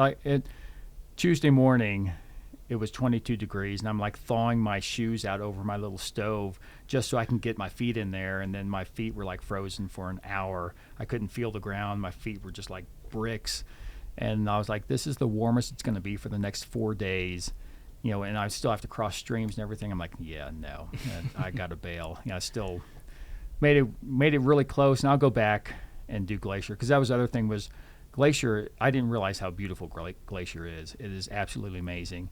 And I could barely see it through all the clouds because it was snowing.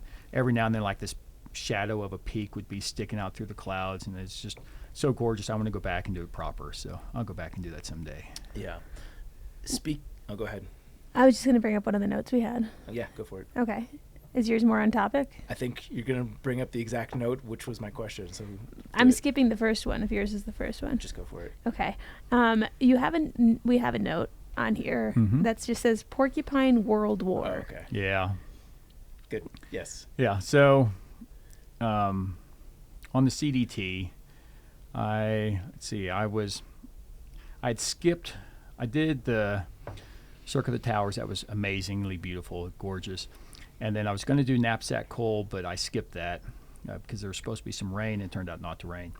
But right outside of Knapsack, I set up camp, and I'm in a bivy sack.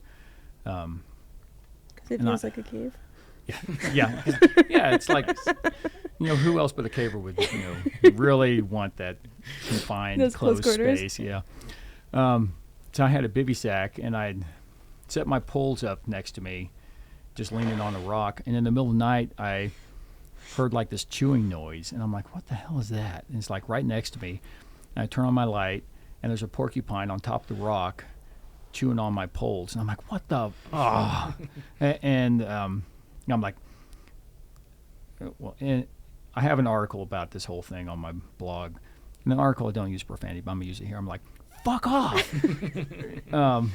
And the porcupine's like, his quills kind of perked up, his back was toward me, and so his quills kind of perked up, and I could he flashed me his ass basically. I'm like, dude. And I grabbed a pine cone. Like, he didn't move. He still just sat there chewing. So I grabbed a pine cone, threw it at his ass, and then he wandered off. But for the rest of the night, he kept coming back and trying to get to my poles to chew the other one. See, one of them he totally chewed up, and the other one was still usable. So all night long, I'm listening for him coming up, and then I shine my light, and he's over there. I'm like, fuck off, and he kept coming around, and so I didn't sleep at all that night. And so that was the Porcupine World War I. So as an alternate, I did the Tetons before I got to Yellowstone, because that was on my bucket list. And so the first night in the Tetons, I got to camp late, and so I just cowboy camped. And I set my backpack next to me, and went to sleep. And I heard this funny noise next to me, and I'm like, what the hell is that? And I turn on my light, and my pack is literally against me, and I've just got a quilt, and there's a porcupine right there, like against my quilt. And I'm like, oh, fuck. Like, I figure he's chewing my straps, he's chewing my belt, and, like, shoo him off, and he goes wandering away. And I'm looking at my pack, and I'm like, all right, that strap's okay, that strap's okay. Hip belt's good, hip belt's good. What is he doing? I realized the entire back panel of my pack is wet because the porcupine had been sitting there for, I don't know how long, half an hour, just licking all the salt off of my pack. And there's like little slobber bubbles from the porcupine on the back there. It's like, kind of cute. I was thinking the same thing. Yeah, I'm like, motherfucker, man. Yeah, I don't want him coming back and start chewing stuff. So I'm like, again, I'm like up all night and like listening as he's like coming around, turn on my light, and fuck off, and you go wander off. And at some point during the night, so my head was up against this log, and the porcupine, I heard like this dragging noise as I'm laying there. I'm like, what the hell is that? It's like right next to my head, and then I feel the porcupine quills go across my forehead as he's like walking across his log right next to my head. I'm like, oh, motherfucker. I can't believe he's like making physical contact with me on my face. And so at that point, I'm like, no, this has got to stop. And I grab my trekking poles. I'm like, have them in each hand, and I'm like waiting for this porcupine to come by. And then I'm like, I hear him like whack, whack, whack, whack, whack, trying to hit him and scare him off. And I don't know that I ever hit him, but again, I stayed up all night long fighting this porcupine. So that was Porcupine World War II. Yeah, I feel like it takes big brass balls to fuck with the porcupine. Yeah, I know. I've watched Homeward Bound. It looks very painful when you get quilled. Yeah, that's why I was like, had my poles. And like I said, when he dragged his quills across my head, I was like, oh no, man, this has got to stop. Yeah. So yeah, I couldn't smack him, so I had poles to try to hit him with. That's fun. Yeah. Changing gears again, kind of going back to something you mentioned that you thought out your shoes. Did I read correctly on your website that you used the same pair of Ultra Gore-Tex boots for 1,500 miles? Yes. That is bananas. Well, Yeah. I mean, just Gore-Tex, anything on the and any long-distance backpacking seems sort of taboo nowadays. Yep. I know people do it, obviously, but Yeah, most people don't. I started in January, so Yeah. I'm expecting snow and everything, so I had boots and I had the Gore-Tex ones. And yeah, they made it 1,500 miles. And granted, they required some repair. The treads on those Ultras are a big complaint. They always come off, and so I was gluing those back on. But they made it pretty far until they like literally just fell apart all of a sudden. Like the leather started splitting, and then they just fell apart. And so I bought another pair of shoes, another pair of Ultras right after that, and those only lasted like 300 miles. They barely got me to the end. And I found out, this is kind of disappointing because these shoes, are trail shoes. They're $150 to $200. And I found out from someone on the trail that Ultras are designed to fail after 200 to 300 miles. And I'm like, dude, that's like $1 a mile in shoes alone to hike any of these trails, and that's just crazy. That it's $3,000 in shoes to hike, the AT or CDT or PCT. It's just crazy to me. So. Yeah, the planned obsolescence of shoes Yep. is a growing frustration. Yeah. So you switched to the non-boot version of the, what was it, the Ultra? I had the Olympus. Yeah, Olympus 5. And you said that lasted 300 miles? Yep, the next pair lasted 300 miles. And would you switch to after that? So after that, I switched to Solomon Speed Cross. So Better luck with that? Yeah, those. And I had huge foot issues with the Ultras. So I was getting pinch blisters on my pinky toes, and I thought that the Ultras with a wide shoe box would have prevented that. I had the toe socks on and everything, so it should have prevented all that, but I was getting pinch blisters, and there was a lot of work to battle those pinch blisters, but I was too afraid to switch off of the Ultras that had made me that far for something else that could potentially have other foot problems, so I kept those. But once I finished up the AT, I switched to Speed Cross, which I've worn before, and they felt good, but they're a tighter fit. But they actually worked fine. I stopped getting pinch blisters. So I'm a little confused on that as to why the wide toe box would pinch my feet, but the Speed Cross that are tighter don't do that. So. Yeah, footwear can be like a never-ending battle for some people. Yeah, well, hopefully the Solomons are the solution for you. Yeah, they worked out pretty well. Good. Yeah. I think we're like way over on time. Yeah, but we also have like good questions. Well, still. like your longest podcast so far is like 4.5 hours. Yeah, Yeah. but Zach didn't Yeah, have we- twins at the time. That was pre-kids. we can blow that out of the we water are, we are tonight. easily approaching the 7 Yeah. o'clock mark. I guess we got to put a pin in it. Mm-hmm. Yeah. So I guess let's end with this. What's next? Because I know you've got a big move coming up here. Yeah, what's next is to move to Alaska, and unfortunately, there's not a lot of caves in Alaska. That's what I'm gonna ask. Yeah, there's nothing, especially in Anchorage. There's nothing there. There's some caves around Juneau, so I may have to make a trip down there. But yeah, move to Alaska and start skiing, backpacking. My girlfriend's really big into skiing out there, and I have to say, Anchorage is really beautiful. Coming from Texas, where it's relatively flat, and we just have a few rolling hills. Anchorage is right on the coast, but then has a backdrop of mountains, a lot like Denver here. There's 2,000-3,000 foot peaks right there, and it's a 15-minute drive, and you're in the mountains. So it's really nice. Well, based on your story here, I'm sure you'll have no trouble finding some sense of adventure out there. But yeah, Bennett, this has been a ton of fun. Thank you so much for educating us on caving. I know we could have gone way deeper on that, but I learned a lot. Definitely was entertained. Thank you so much for joining us here on Backpacker Radio, the whiskey, and all the fun stories. Well, here, I have more whiskey for you, too. Oh, God. Oh, no. Wow, that's a big backpack. I'm worried about what else can get pulled out of that thing. Oh, jeez. Another bottle. Yeah, so this... We're doing a whiskey tasting here on the show. This is another Rebecca Creek thing, but this is a flavored whiskey. So this kind of has flavors of vanilla in it. Okay. So you're going to have to chug yours. I love when Zach gets bullied. I'll do it when Sean's finished hers. I'm further than you are. So this one's really good, too. And like I said, it's got kind of vanilla flavors to it. So good and delicious. Jenna's going to have some questions for me when I come home and breathe on Got a her. little spot in my... Hold on, I got to get my little crumb out. Oh, God. I got it. I'm not ready. You're here tonight. Rachel, aren't you glad you picked this night? Thank you. I'll wait for Rachel. I don't think I can actually finish this and have another and get home. Fair enough. I don't want... Can I sleep on Yeah, the we don't need me on camera forcing you to drink a bunch of whiskey when I drive home. So, salud, guys. Cheers. This has been a fun conversation. Yes.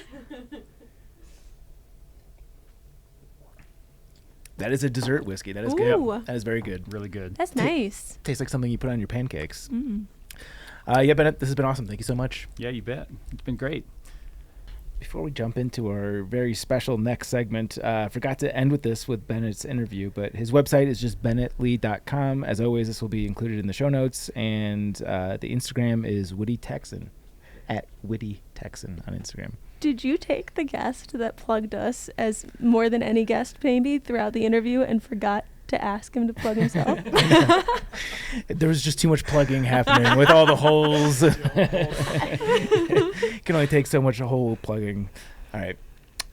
So before we get to today's Trek propaganda, we have an awesome segment in store because we are joined in studio. You probably heard her chuckling in the background a couple of times, which always adds a nice flair.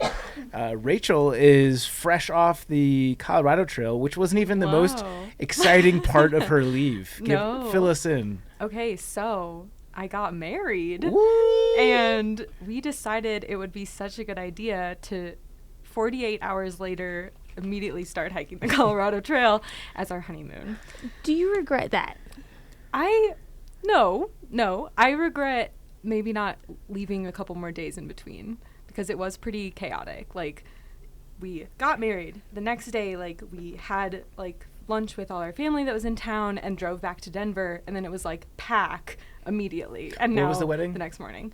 It was August, like early No, August. where was it? Where? Estes Park. Estes Park. Okay. Yeah. Wow. So you weren't too far at least. Right. Yeah. Yeah, no, it's for me, weddings of like one of the best days of your life, but also a very hectic and stressful day. Definitely. I couldn't imagine, like, in the back of my mind knowing, like, oh, I'm gonna go on a month-long backpacking trip in 48 hours from right now. Yeah, because we basically didn't think about it or plan it. We were just, like, so consumed with the wedding planning. because it was just like so much to do. So there was very little thought given to the trail for the most part. So, you know, for worse or for better, I don't know. But it was kind of nice because like I knew once we were starting, it was like, that's all done. Now we just hike every single day. It's super easy. Yeah, sure. I think, and there's an asterisk on this because there's many other ways you can find out like non-related negative traits of a person, but I think a trail is a really good way to find out someone's flaws. Maybe not all, like you can't find out if like, you know, they have, you know, they spend all their money on phone games or things like that. But you can find out a lot of a person's flaws on a trail. So to do it after a wedding immediately instead of before it seems like a kind of a funny honeymoon. What did you learn about, there's so many ways I could take this question. What did you learn about Alex on this trail, and what do you think he learned about you? Good question. Well, let's see. I feel like Alex couldn't know more of my flaws at this point. We had done like a long hike together before, and like we've been together for like 8 years, so pretty familiar with each of each other's failings, many failings as people. No, I have many failings. Alex has very few, and that is my husband's a failure. And everybody knows it. What a way to kick off his marriage. Oh no, every day we were like at the worst part of the day, I was just like, we could have gone to an island. Like we chose to like put ourselves through this horrible that would have been the part that killed me, is that I could be in Lake Como. I know. When did that start for you? What was what part of trail were you hating it? This isn't rough. I'm going to portray as if it was like super horrible, which it really kind of was. But mostly for me, I would say. Because this is the best honeymoon story ever. Yeah. I had the worst like trouble with my feet and blisters and shoes. So I was just like full on struggling the entire time. And I didn't really expect it to happen because I was like, oh, like I had some blisters when we did the Tahoe Rim Trail. I taped them up. They were good for the rest of the time. No problem. I've been like wearing the shoes I started the CT in for over a year. Like I'd gone on hikes and thought they were good to go. And then I like listened to Dr. Morgan's episode and she was like, that doesn't count as breaking in your shoes. And I was like, oh yes, that is true. So I join you in being like the queen of the midday meltdown. Like there were meltdowns like every day. It was great. just What were you using for footwear? I started in Las Sportivas, and then I did 2 weeks in that, and we did the first 2 weeks, and then we had a week off because my cousin was getting married. So we had to like get off the trail, like fly to Wisconsin, go to that wedding, get different blisters because I was wearing like heels at that wedding, and then come back, and I started at that point in Hoka's. And then I got new blisters again because the Hoka's were brand new. And then, like, the last week, it was great. I didn't have any foot problems. But, like, that was 1 week out of 5. Yeah. So. Were you relieved to take a break on the trail to get off and 100%. rest your feet in high heels? Yeah, I was. I really was. Yeah. When you it say was going bad. When you say that you that you are on my team with midday meltdowns, I know the answer for me, but for you, as it sounds like you're very familiar with yours now, how do they manifest and how do they show up? Oh, wow. All right. I feel like it's just like constant stress and like anxiety and overthinking of like my feet, like maybe even when your feet are doing fine, I'm like, oh, they're doing okay now, but like when will they start hurting? What if I can't make the miles? What if I put us behind schedule? Especially, and then I was also always very stressed about like the storms and being at the right elevation at the right time of day. So I would just be always thinking about like the timing and like the next milestone we had to make. Like, what if I can't make it up this pass in time? What if there's a thunderstorm? What if I get struck by lightning and I die on my honeymoon? And then, so yeah, I was just like a lot of stress and like dumping all of that stress on Alex. And Alex is like very calm, very zen. He was great. His biggest stress on the trail is like me. No foot problems, no blisters. That made me like more upset about it. Yeah. Just making it look so easy. Exactly. Yeah. So for people who are not familiar, honeymoons are supposed to be a like romantic right? endeavor, Yeah. and it sounds like you're obviously struggling quite a bit. Yeah. Was there ever, and without, we don't have to Yeah. go into graphic Yeah. details, you don't have to show me your nude caving calendar, although you can. Was there ever an opportunity for like a more traditional honeymoon type? Did you have sex on the trail? Okay. Or get like a nice No, room in yes, Breckenridge? I and- think exactly. I don't think we did. Same. I really recommend it. No, we definitely used that as like our excuse to splurge on a lot of things. It was like, because the first week we had done like the first week, and I was like, oh, like this is rough. I hope the blisters go away soon. They wouldn't, but like we were getting into Breckenridge, and we were like, should we stay 2 nights? And like, should we get like our own room at the hostel? Like, and I don't know. We just like took that as an excuse of like, okay, it's a longer amount of time off. It's not like a 1-week honeymoon, but like we aren't spending the same kind of money. Like, let's just splurge. Like, we are trying to enjoy ourselves some of the time. Like, eat more food out in town. Just like have those little things make up for it. Were you telling all the hostels and places like it's my honeymoon so that they put the little Yeah, free flowers on the champagne. yeah? Wow. I would be mini now I'm mooning from town to upset. town. Like I would be calling up all these towns. I'd be calling Breck. I'd be calling Cobber. I'd be calling everywhere. I don't know if you know this, but No, but I'd be getting like the hotel resis. I'd be planning like little massages and things, and I wouldn't be hiking the Colorado Trail, but I would be going from mini moon to mini moon. Yeah. Oh, see. While hiking. We can design your perfect honeymoon in Thanks. a minute. Yeah, wow. We haven't gotten to the part where I asked Rachel if I could try on her ring yet. I have It wouldn't be the small first time fingers, I've tried we'll yours. see. I've tried yours like twice before. Yeah. Every time I'm drunk. Yeah, no, I wish I had done that, and we didn't do that. And now I'm really regretting not telling more people. I mean, we would like tell people that we met on trail, but like they weren't like gonna give us champagne or anything. So yeah. Were there reactions like, "Oh, good for you, that's awesome," or like, "What the fuck were you thinking?" No, the people on trail are mostly like, "Oh, that's so cool! Like, good decision," Yeah. and like because they were excited to be out there too. They're Right. like, "Oh yeah, that's such a good idea." Their feet didn't Yeah. hurt. Right.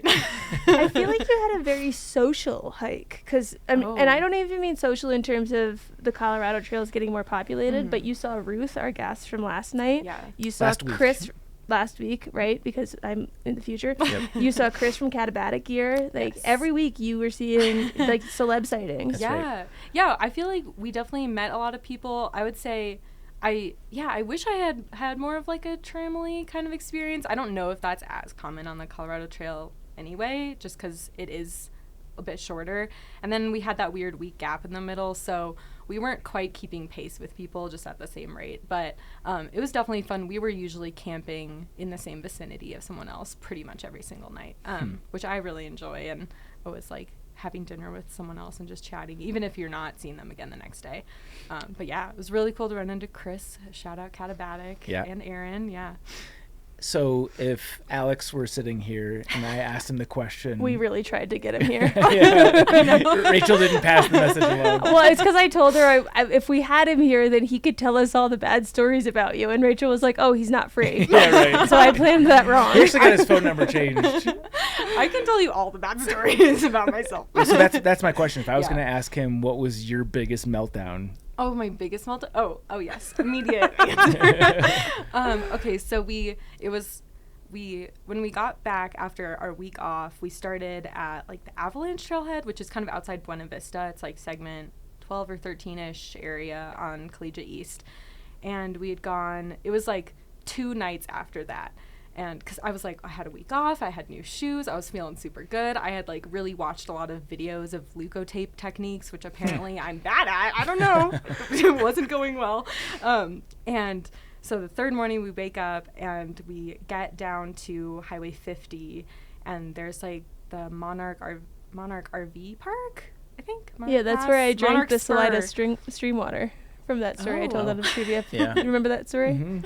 That's the RV park. I slept behind someone's RV. They were not happy Nice. with me in the morning. I love that RV park. No, it's great. The owner, I think it's new owners now, and they were amazing. Shout out to them. They came to pick us up at the trail crossing. They brought us back, and we had sent a resupply box there, so we resupplied, we showered, we rinsed our clothes, we did everything we need to do. We're like ready to set out for our next maybe 3 or 4 day stretch to Gunnison. And we had like ice cream sandwiches for like 50 cents or something. It was amazing.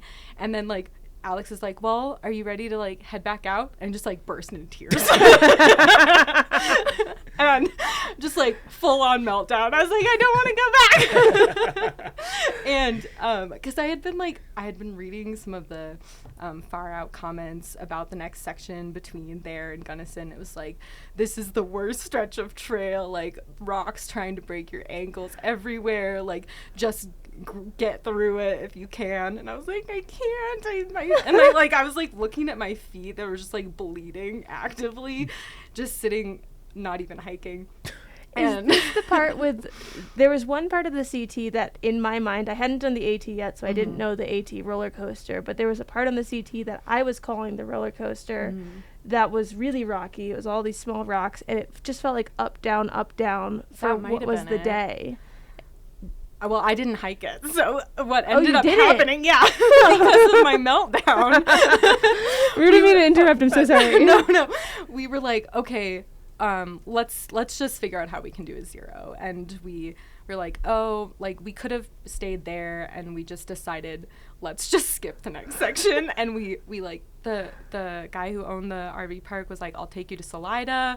We went to Salida. We took a bus to Gunnison when we did a full 0 in Gunnison and didn't get started till the day after that. So we just full on skipped the section. And so I don't know if that was the section. I think that's true love, though. Like if someone like abandons the title of a through hike for exactly. Yeah, and for your meltdown. I feel like, and Alex was always so relaxed about that. He was like, "This is our honeymoon. Like, I want to enjoy it. I don't want you to cry through the next 3 days. Like, if your feet are in so much pain, like, let's just go relax in Gunnison. Let's get breakfast. Let's get dinner. Like, we like watched a movie at the hostel. There was nobody there. It was super nice. So." That was the biggest meltdown, just like led to skipping 50 miles. So this conversation is going to be seriously devoid of any like tactics or strategy related to hiking. No, I want it to be that way because we're going to do a future episode on that specifically with another guest. We're going to do a panel on the Colorado Trail. So this will be more story based. Okay.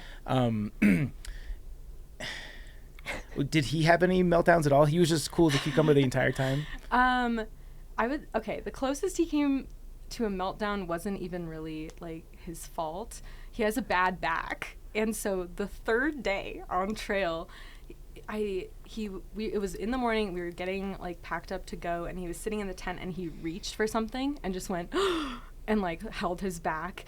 And I was like, oh my God, our hike's over. Like, it's 3 days. Like, 3 days in, cue like, meltdown. we're done. And because sometimes his, like, back will go out, and he's out for, like, 2 days. He has to, like, be laying down, taking a ton of ibuprofen, things like that. But I don't know. That's kind of the end of the exciting part of the story. It was fine, and he just had to like go really slow. From then on, it was Alex can't be sitting in the tent. Alex has to be like laying flat on his back or standing straight up and hiking. Like, so I was the person who set up everything in the tent, and he would like cook dinner and stuff like that. So we compromised. We were working as a team. It was great. Here's something that I don't think we've talked about yet. We've talked about midday meltdowns a lot. Mm-hmm. I don't think Zach could empathize with me on this at all, ever, because of you've never been in these situations. But how annoying, and this is a very selfish thing to say, but how fucking annoying is it when you're the midday meltdown type of galley and you're hiking with someone who is totally chill. Yeah. And like, it's not like, it starts to become more maddening that they're not getting upset than it would be to watch them be upset. Like, there's been times on trail where I have literally begged people to just bitch about something. I'm like, I don't care what you complain about, because right now I'm info dumping and emotionally dumping on you, and I like, you can say it's fine, I know it's not, but you're not giving it, the reciprocation's not there. Yeah. And have a worse time. God damn it. I don't want you to have a worse time. I just want to like, how am I having all these issues and you are having none? Right? Like, what's wrong with me that I'm having all these fucking issues and you're not having any? And I've had this conversation with people, and they've been like, oh, well, I do. I just don't say it. And I'm like, I don't have that filter, A. And B, I wish you would, because it would make me feel less alone in mine if you would just like give some back, you know? Like, you think you're doing me a disservice by giving me all these like agonies you're going through, when really it's making me feel better about sharing all mine with you, because then it's not just an isolated me problem. Yeah. You Guys know? are pretty good at internalizing their It's stuff, fucking and we just infuriating. bury it until it comes out and explodes That's to one something thing. irrelevant. That's one qualm that I've had in multiple situations where I'm like, I wish if you see someone having these midday meltdowns, I'm at this point saying this as like a disclaimer for the audience. Do better. If you see someone having a midday meltdown and Join you're like, them. how do I help this person? Tell them some of your problems. Like, tell them like the things that are really just like pissing you off and frustrating you on trail. Because I feel like, and I don't know if it's the same for you, but that would have made me feel so much better. Yeah. Can't that be perceived as like me trying to one up you and downplay your? Yeah, but I'm No. explicitly asking for it Okay, at this point. okay, Like, that's okay. why I'm giving hints to the audience. Sure. I'm saying, hey, this seems counterintuitive. Like, you might seem like you just want to like be there as like a shoulder or whatever. What I need is to know that I'm not psychotic, Mm-hmm. you know, and maybe I am. But what I need from this is you to also be like, my ankle hurts, my back hurts, I want to quit, I want to do this, so that I know it's not just me and like everyone else is hunky-dory. Sure. Because that makes it just worse if everyone else is just gleefully skipping down the trail, you know? Right. Like, yeah. And then I feel like everyone reacts differently, but I think for me, like, if someone was like really stressed in front of me and like I would just switch into like, oh, I can help you solve Yes. this. I would like take me out of being like wrapped in my own stress, that like, it's not that bad. Like, don't worry. Because I'm better at like giving other people advice and taking my own. Isn't that where traditionally, stereotypically, guys mess up? Is that when? Okay, well, yes. That too. Is that when there's a grievance being aired that instead of like listening and trying to empathize with the situation, they try to solve it? No, I want to solve the problem. I don't want them to solve my problem. I want them to have problems. Yeah, I don't know if I was that gonna say I can don't know if this solve. is an exclusive guy thing, but the listening versus solving is a universal thing, which is tough. Yeah. Like that the easy answer is ask, do you want me to listen or help solve? But I don't think it's exclusively the guy that's doing it, because I also I'm a fixer. I love fixing things, just like you. Like there's times where I could have a midday meltdown on trail, and if someone's like, I don't know if I can get to this next spot, like, I'm thrilled to be superhero. I would love to help you get to this next spot. So maybe that's the key. Somebody else has to, I guess that's what you're saying. Yeah, it's exactly. Welcome to my point. So it's not that you're commiserating over the shared struggles. It's that it distracts you from your struggle. Yeah, I want to So be able to you've- help you too. You've helped me through all this shit. I want to be able to Yeah. help you too. And you're not giving me the opportunity to help you because you're keeping it to yourself, and it's making me feel unhelpful and needy and like I'm info dumping. Yeah. And all of that is too much on top of me already having a meltdown. Yeah. So I just feel like I can relate to a I lot of what feel you're like saying. these are the experiences I had.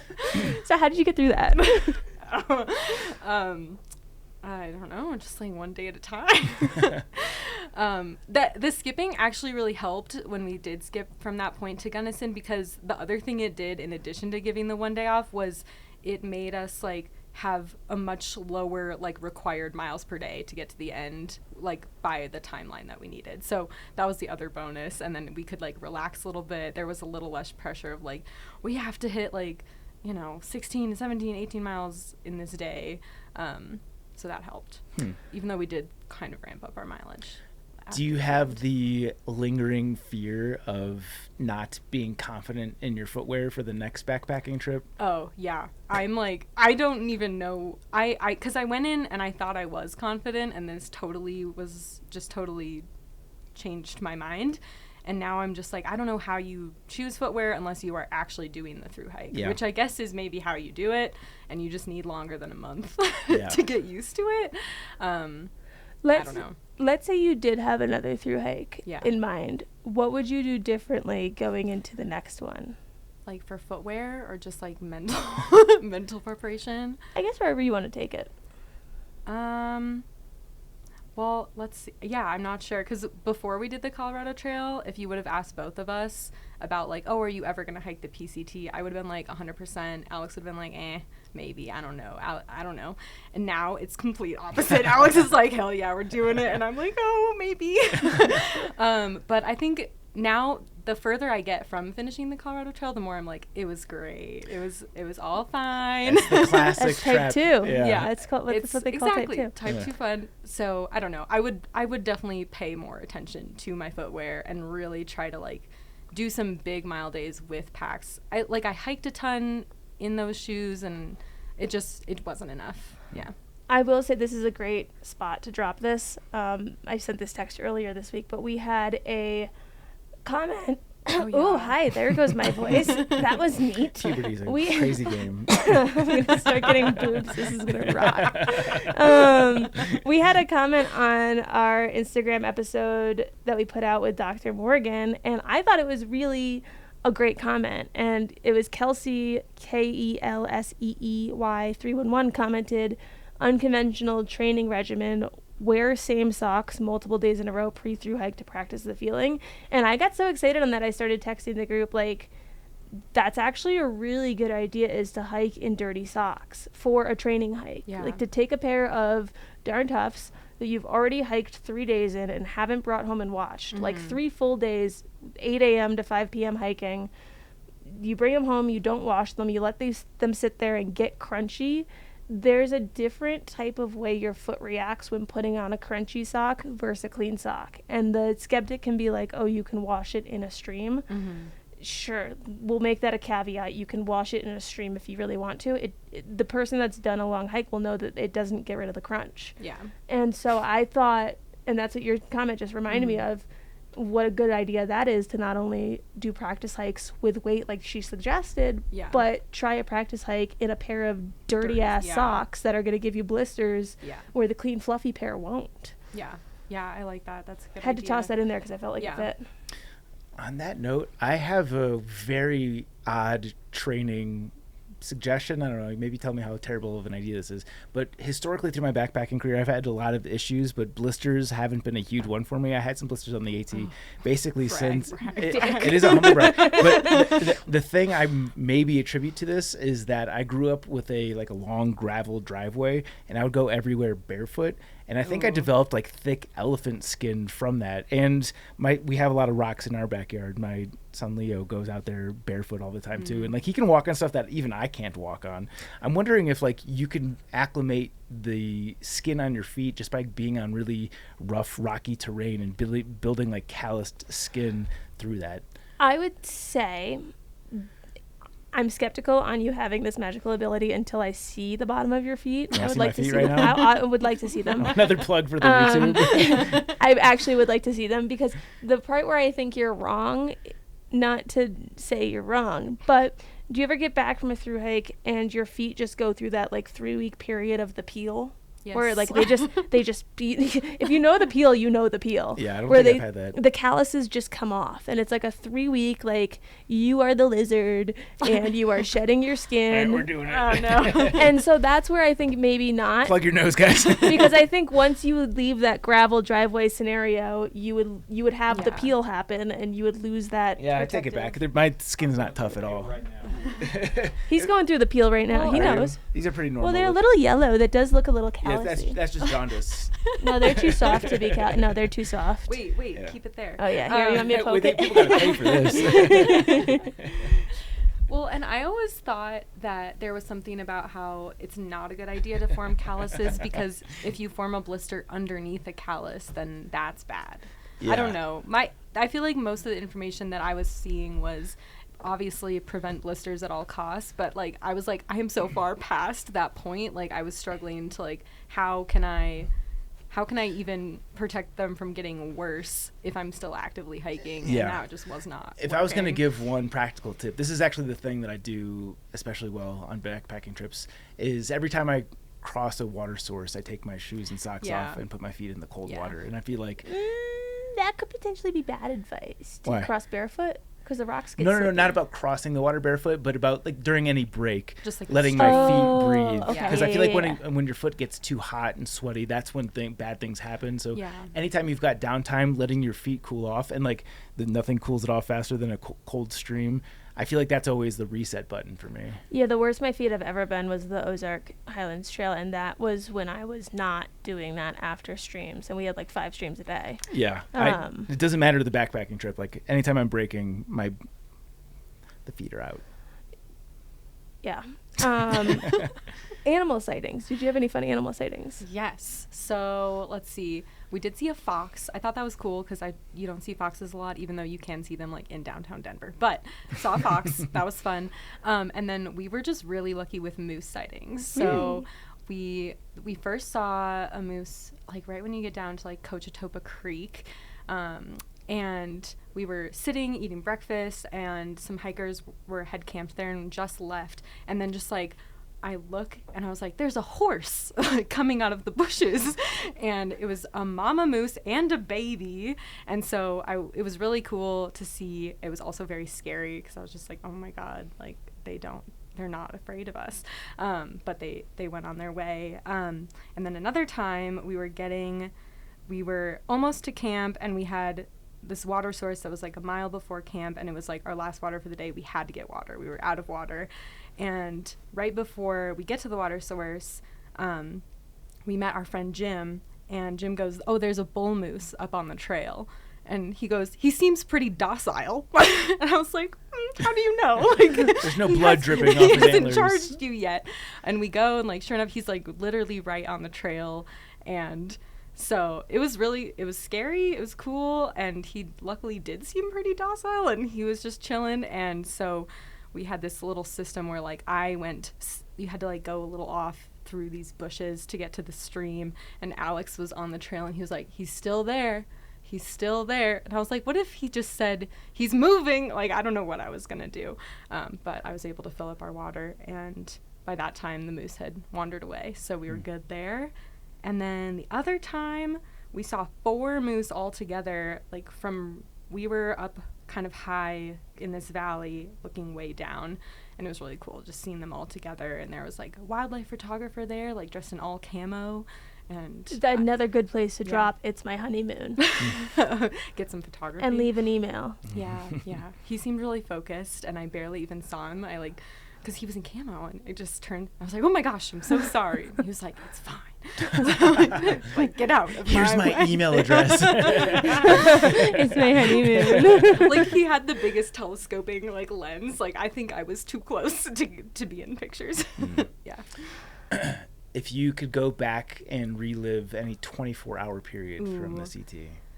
Definitely the section between Lake City and Silverton, where that's where you hit the high point. It's just incredible views, and we were so lucky with the weather there. It was just perfect blue skies the whole time.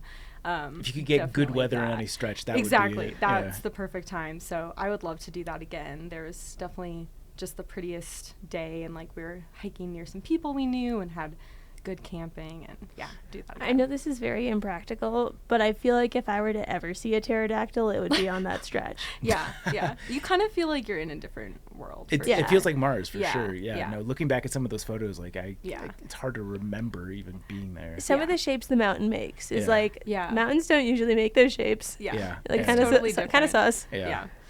Okay, so you are our resident planner. You are our freak in the sheets. You are our Excel whiz. As someone who is the type to have separate Google Calendar tabs for all of her friend groups, not to throw you under the bus there, but as someone who does that, it's a source of pride. How did you plan for this trip, part A, and part B for other planners? What advice would you give them for what they do and don't need to do? And let's do the Cliff's Notes version of that, because I want to save that for the panel. Yes. Because that is very tactical stuff that I do want to save for the future episode. But I do like the question. I will say that compared to how I normally am, I planned this much less than I normally would have. And then when we did plan, it was like a few days at a time, looking at far out, seeing where water and where good camping was reported, and then planning a few days out. And then I would get a little too in the weeds and plan like, oh, option A, option B, and then for the next day it's like, if you did option B the day before, like now you can get to this. And then this is the light planning version. No, I do this too. This is like active while we're hiking planning. And then inevitably as soon as I set like a mileage goal for the day, I'm like, I'm sure we can go more than that. And then it just falls apart because we push way too hard. And then, I cause my own problems with the hiking too far. Like the first day we were like, we're going to be chill. We're going to hike like 13 miles. We can't overdo it. That's like the number one rule that everyone says is like, don't go too far too fast. And just like immediately we're like, we're feeling great on day one. Like, let's go 16 and a half. Yeah, that 6 at Waterton is a sneaky ego boost. I know. Yep. To let it not go too far in the direction Zach doesn't want it to. Yeah.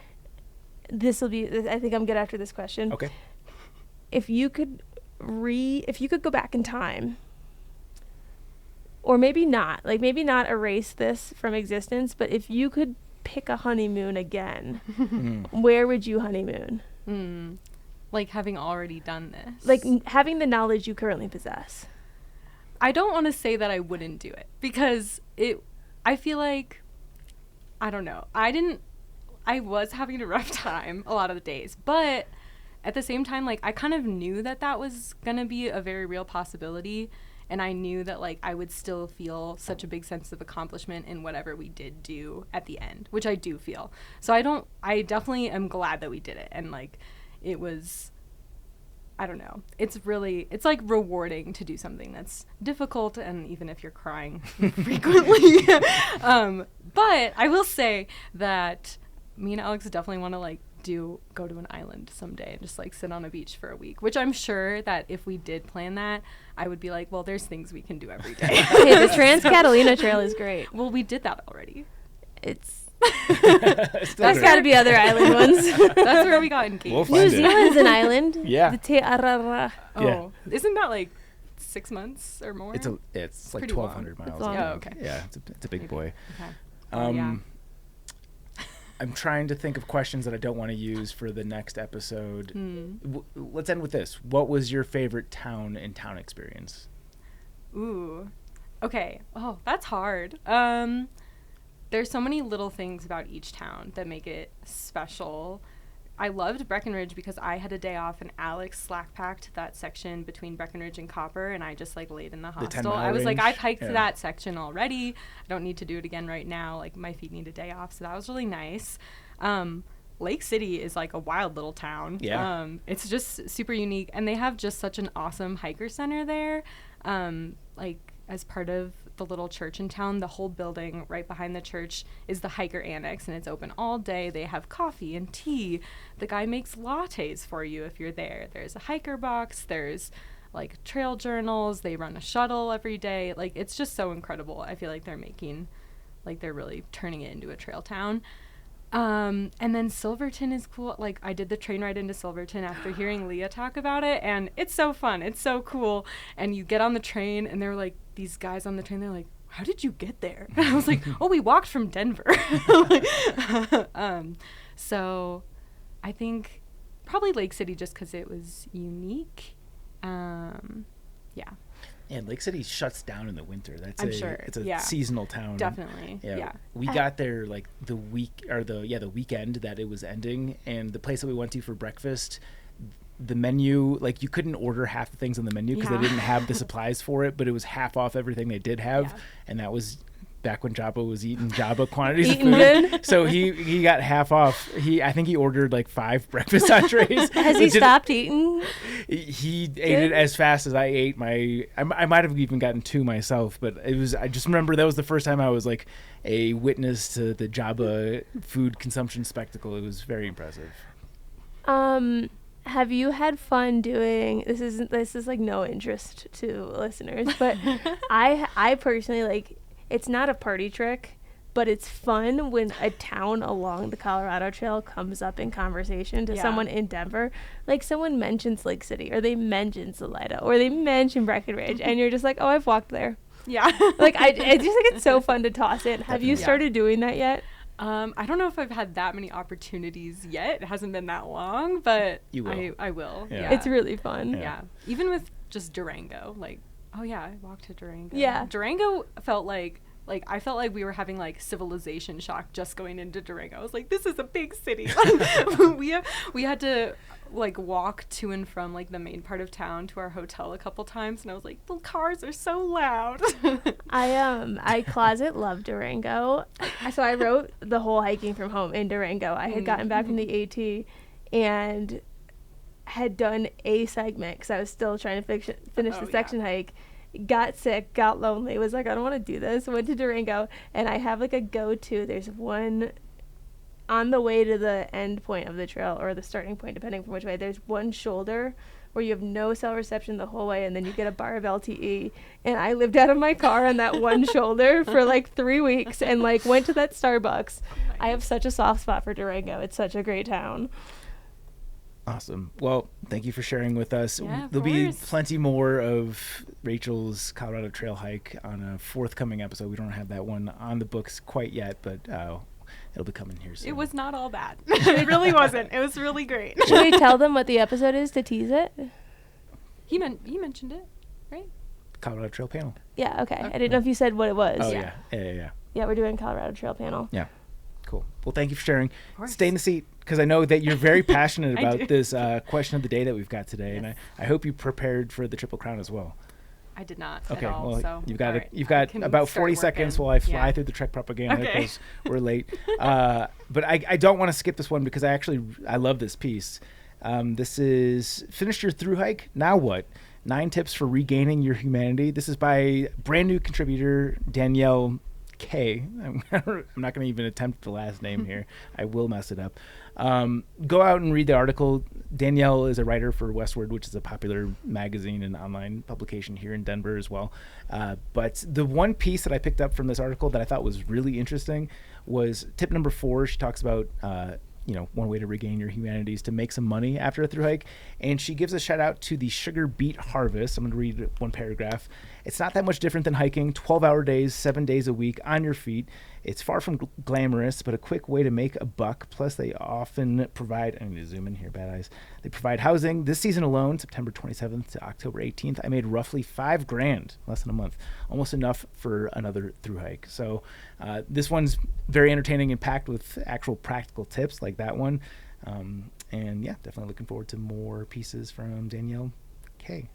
Okay, question of the day. I know, Rachel, you feel very strongly about this one, so you're going to go last, because I'm sure mine is definitely going to be worse. Probably Johnson's too. Watched you just pick mine, and you're like, that wasn't very good. Mine's very bleak. Yeah. Well, then you start off. Question of the day. The question is, what's something you wish was never invented? I don't want to start. You start. Okay. Mine's gonna take us. I need to be the middle. I need to be a sandwich compliment. Okay. Good. I'm going to go with, this is one thing that definitely gets my goat very much, Harleys. Or any loud motorcycle. Like anything, I'm very sensitive to noise. So anytime a Harley goes by close by, it just it boils my blood more than no other. Noise pollution especially, but Harleys are just the worst for me. I did not expect that to be your answer. Yeah, no, I hate it. More than anything. I mean, I don't feel great that this is the best answer of all time, but it's something I feel strongly about. More than Oppenheimer, the atom bomb.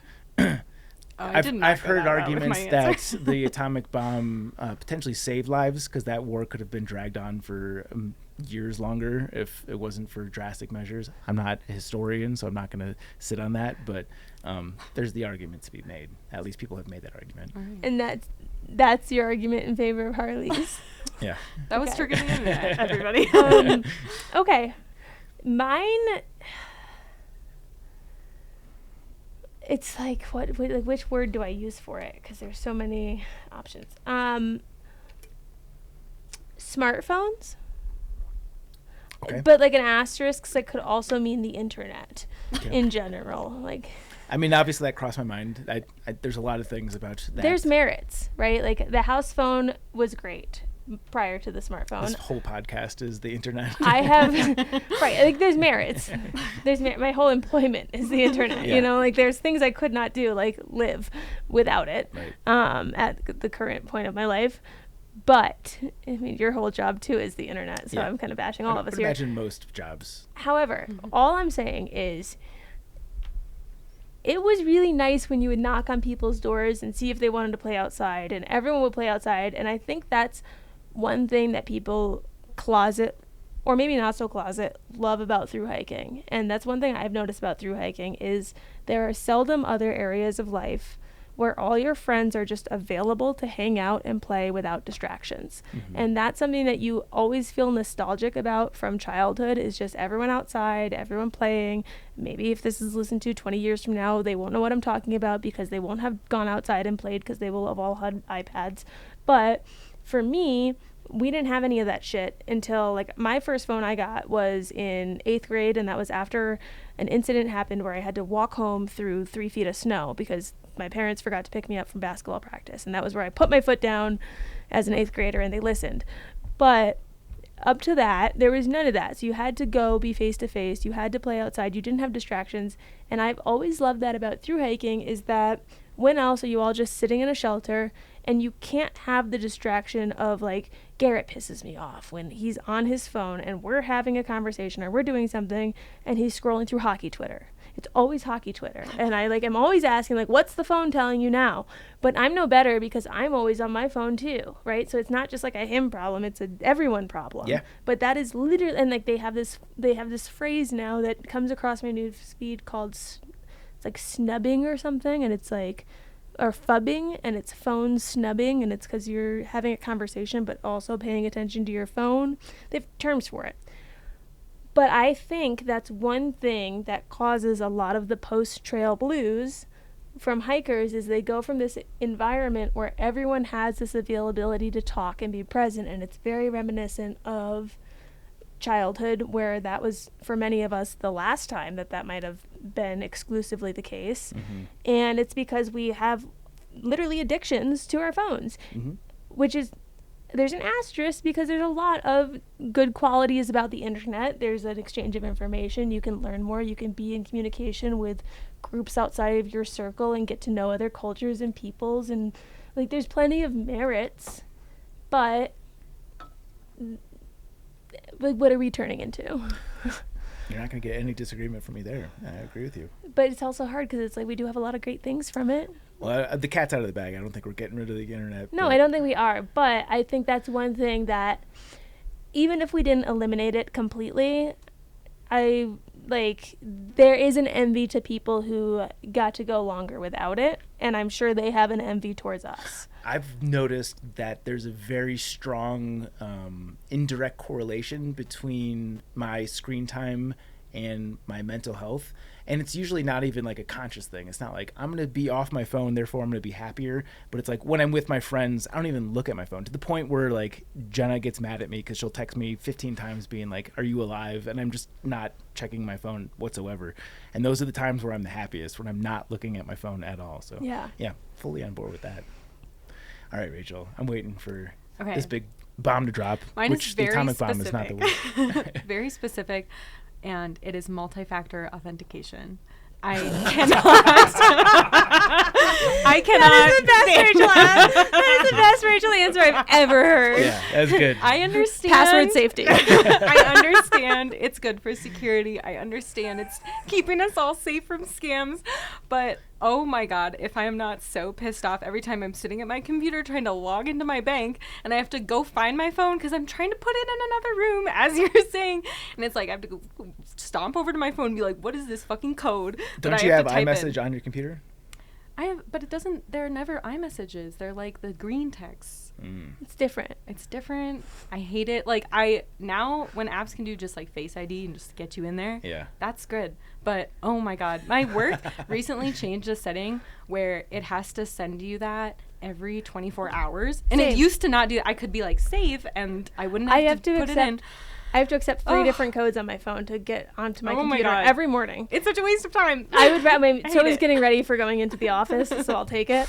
But I just sit there with my phone open, and I look like because I have for Harper an automatic dog feeder, so it feeds her on time and like separated so she doesn't throw up. But I feel like Harper when she looks at her food feeder and like is waiting for the next dose. I feel like that, looking at my phone, waiting for the next pop up so I could just confirm I'm ready to work. And sometimes there's such a delay, and I'm like, why is this happening? So yeah, that was the immediate answer. That's a great answer. It's like the bane of my existence. Yeah, so much less philosophical. Yeah, I'm not saying the atom bomb, but I also love that was your answer, and no one who's listening is gonna get this the way that maybe me and Zach might, but the amount of enthusiasm when we launched this question of the day that Rachel jumped in with, I need to come to this segment. I have mine. Yeah. For it to be multi-factor authentication. She added a note in red text and she wrote in the third person, Rachel has a passionate answer for this. I moved this around several times because there's been multiple different interviews I've planned to come to that have gotten canceled or rescheduled, and I was like, no, this has to move with me. It's the one I'm going to. Well, it did not disappoint at all. Okay, to the Triple Crown, this is mine. I think I was more enthusiastic about it when I came up with it. I might have been high or something, I don't know, but this is the Triple Crown of modern day luxuries that are tight.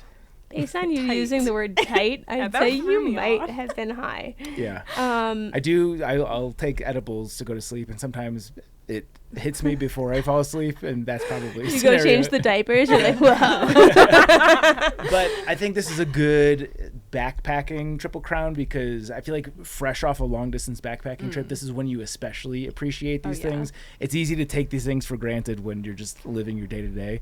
But there was a moment of clarity for me recently where I just went to the fridge this is my first answer, by the way, I guess I'll go first, where I just filled up my Nalgene with ice. I think I was going to the gym. I knew I was going to sit in the sauna. And just to know that I could fill a 48-ounce Nalgene to the brim with ice without any struggle, any sort of difficult work involved. I just literally held it against the fridge for 20 seconds. I'm like, damn, this is pretty fucking tight.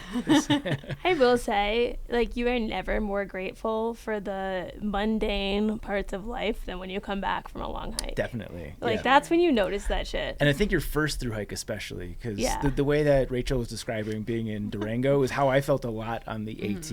I haven't experienced that since for whatever reason, but yeah, on the AT, I remember even going to mountain crossings and the cars whizzing by and that being a really big deal, or hitching in a car being oh, I'm going so fast right now. Yeah. We had to give a fun fact for work the other day for this icebreaker that you do a thing, you guess whose fact is someone's. So I was trying to give one. There's only 2 girls on my team, including me. I was trying to give one that was not going to be obvious that it came from me. And so I put long blonde hair. Yeah. But so I had put when I finished the AT, I didn't put when I finished the AT, that would have been a giveaway. I put when I started work at X company, I was living out of my car. And it was because I had finished the AT. I hadn't found a place to stay yet. I needed to start making money to be able to afford a deposit and my first month's rent. So I was living out of my car while working at this place. I was like, this is perfect. This fits the category of not saying this is a girl writing this. And I had to explain. I was like, this isn't a bad thing. Yeah. This isn't a sad thing. I wasn't homeless. I swear to God. But the cops did come and ask to take me to a homeless shelter. And I was like, no, this is fine. This is normal. And that's something, because the AT wasn't my first one, where the first year after the PCT, I was at the second I laid back in a bed, I was like, the luxury of a bed, this and that, this is so incredible, because it was the first time I was back. And after the second time, I was more, like we said earlier, hiker trash, where I was just like, this is life. Yeah. Life is living in car until you make deposit. And it actually feels like a luxury because you don't have to pitch your tent every night. That was what it was for me. It's raining and I'm not getting wet. Right. This rocks. Yeah. This was a hard. Is that your luxury? No, I was just piggybacking. This is a hard Triple Crown for me because there's so many options. Sure. But as we are approaching cold winter season, I'm going to go with the ones that are most pressing on my mind. Warm. Which are going to emphasize around warmth and convenience. My first one is heated floors. And I read... Do you have heated floors at your place? No. I read a book. What's the title of it? I'm going to name drop it because it's a good book and I think you should read it. The Bible? A good book. Not the one that I was about to reference. It is The Year of Living Danishly. Garrett's mom recommended it. And it's one of those Hygge, or however you pronounce the word, Hygg. Hygge. One of those books that teach you how to be comfy, essentially, and cozy in life. And it was about this couple that went and they lived in Denmark for a year. The wife really didn't want to. She caved. They ended up staying multiple years. She was struggling with getting pregnant. She got there, her worries and stress went away. she ended up getting pregnant, like just all this nice stuff in this book. But she was talking about the differences that like the Danish do that we don't, and how they make the most out of being in this cold, dark environment for so long. And one of the things that she talked about was how everyone there has heated floors. And so you go into these houses in Denmark and it's all wood floors, there's a lot of wood, and you're not cold because the floors are heated. And I was thinking about that when I was cold getting out of the shower the other day, and I was thinking, how great would it be in my mental picture of when I'm eventually going to custom build the house of my dreams, which is still just a pipe dream in the back of my mind. Hey. It will all be heated floors. And I think that is such a modern luxury to have, to be able to just step on something that's warm inside like that. And I don't even have that yet, but that's something I dream of. Yeah. I would love to step on a heated floor and have it be the floor that I live on. Sure. I've stayed at a couple of like mountain town Airbnbs where they have that. And yeah. It doesn't suck. For me, that makes the number one on my list because I don't have, it's currently inaccessible for me. Sure. And I think that would be such a nice, like when you talk about what's in your backpacking, like your luxury items, that would be one of my life luxury items. Totally. Nice. Rachel, you got 2 now. Yeah. I've been rapidly scheming. I texted Alex. I was like, what luxuries do you like? I feel like a lot of mine are just going to come down to like electricity. Makes a lot of things possible. But my first one is... Electricity is a great one, by the way. It's great. No, that's not it. It's got more specific, like a kettle that will keep the water warm for an extended amount of time. I drink a lot of tea. And Alex drinks coffee. And it's just so nice. I don't like microwaving water because I think it cools down faster. That might not be true. I think microwave water cools down faster than boiled water. I feel like it cools down even faster. If it bubbles, even if you bring it to a boil in a microwave, it cools down faster. I'm so in on this. I don't get the science. It makes sense because when you cook food, it can be like... No, it doesn't. If it's boiling, it's boiling. I guess, but like with food, at least, like certain parts of it can burn your mouth hot, and then other parts of it can be cold. But if a cup of water bubbles, it's boiling. Yeah. But if you take it out of the microwave 5 minutes later, it's cold. Can it not like insulate in certain parts and be like surface level boil? Yeah. I don't know. To be tested. Know. Yeah, maybe. Can you get us a microwave? Whatever it is, there's like one right there. Even kettle on the stove, like you boil it once and then it's just cooling down from then on, but an electric kettle plugged into the wall just keeps it warm for an hour and it's always the perfect temperature. And I love it. Can I make a recommendation for you and the listener in general? Of course. Have you heard of Ember mugs? Are these the ones that it's basically a hot plate? Yes and no, because I've had there's like $15 hot plates you can get on Amazon where you plug it in and you put your cup on it and it keeps it warm. Ember has an app and you can set it to the temperature you want. Mine is scorching hot. And yes, the bottom plate connects to a plug still, but it keeps the temperature of what's in the cup and it can keep it at whatever temperature you set it to for as long as you have it on there charging. And so the nice thing about these cups, they're expensive, is you can make your cup of tea, you can put it on there, it tells you what temperature your cup is currently at. So it's like, I know my cup's at 200, I'm going to set it to stay at 200. Okay. And then it's not like just the bottom warmer where the top gets cold and the bottom stays like a little warmer. Okay. It just it keeps the cup to that temperature.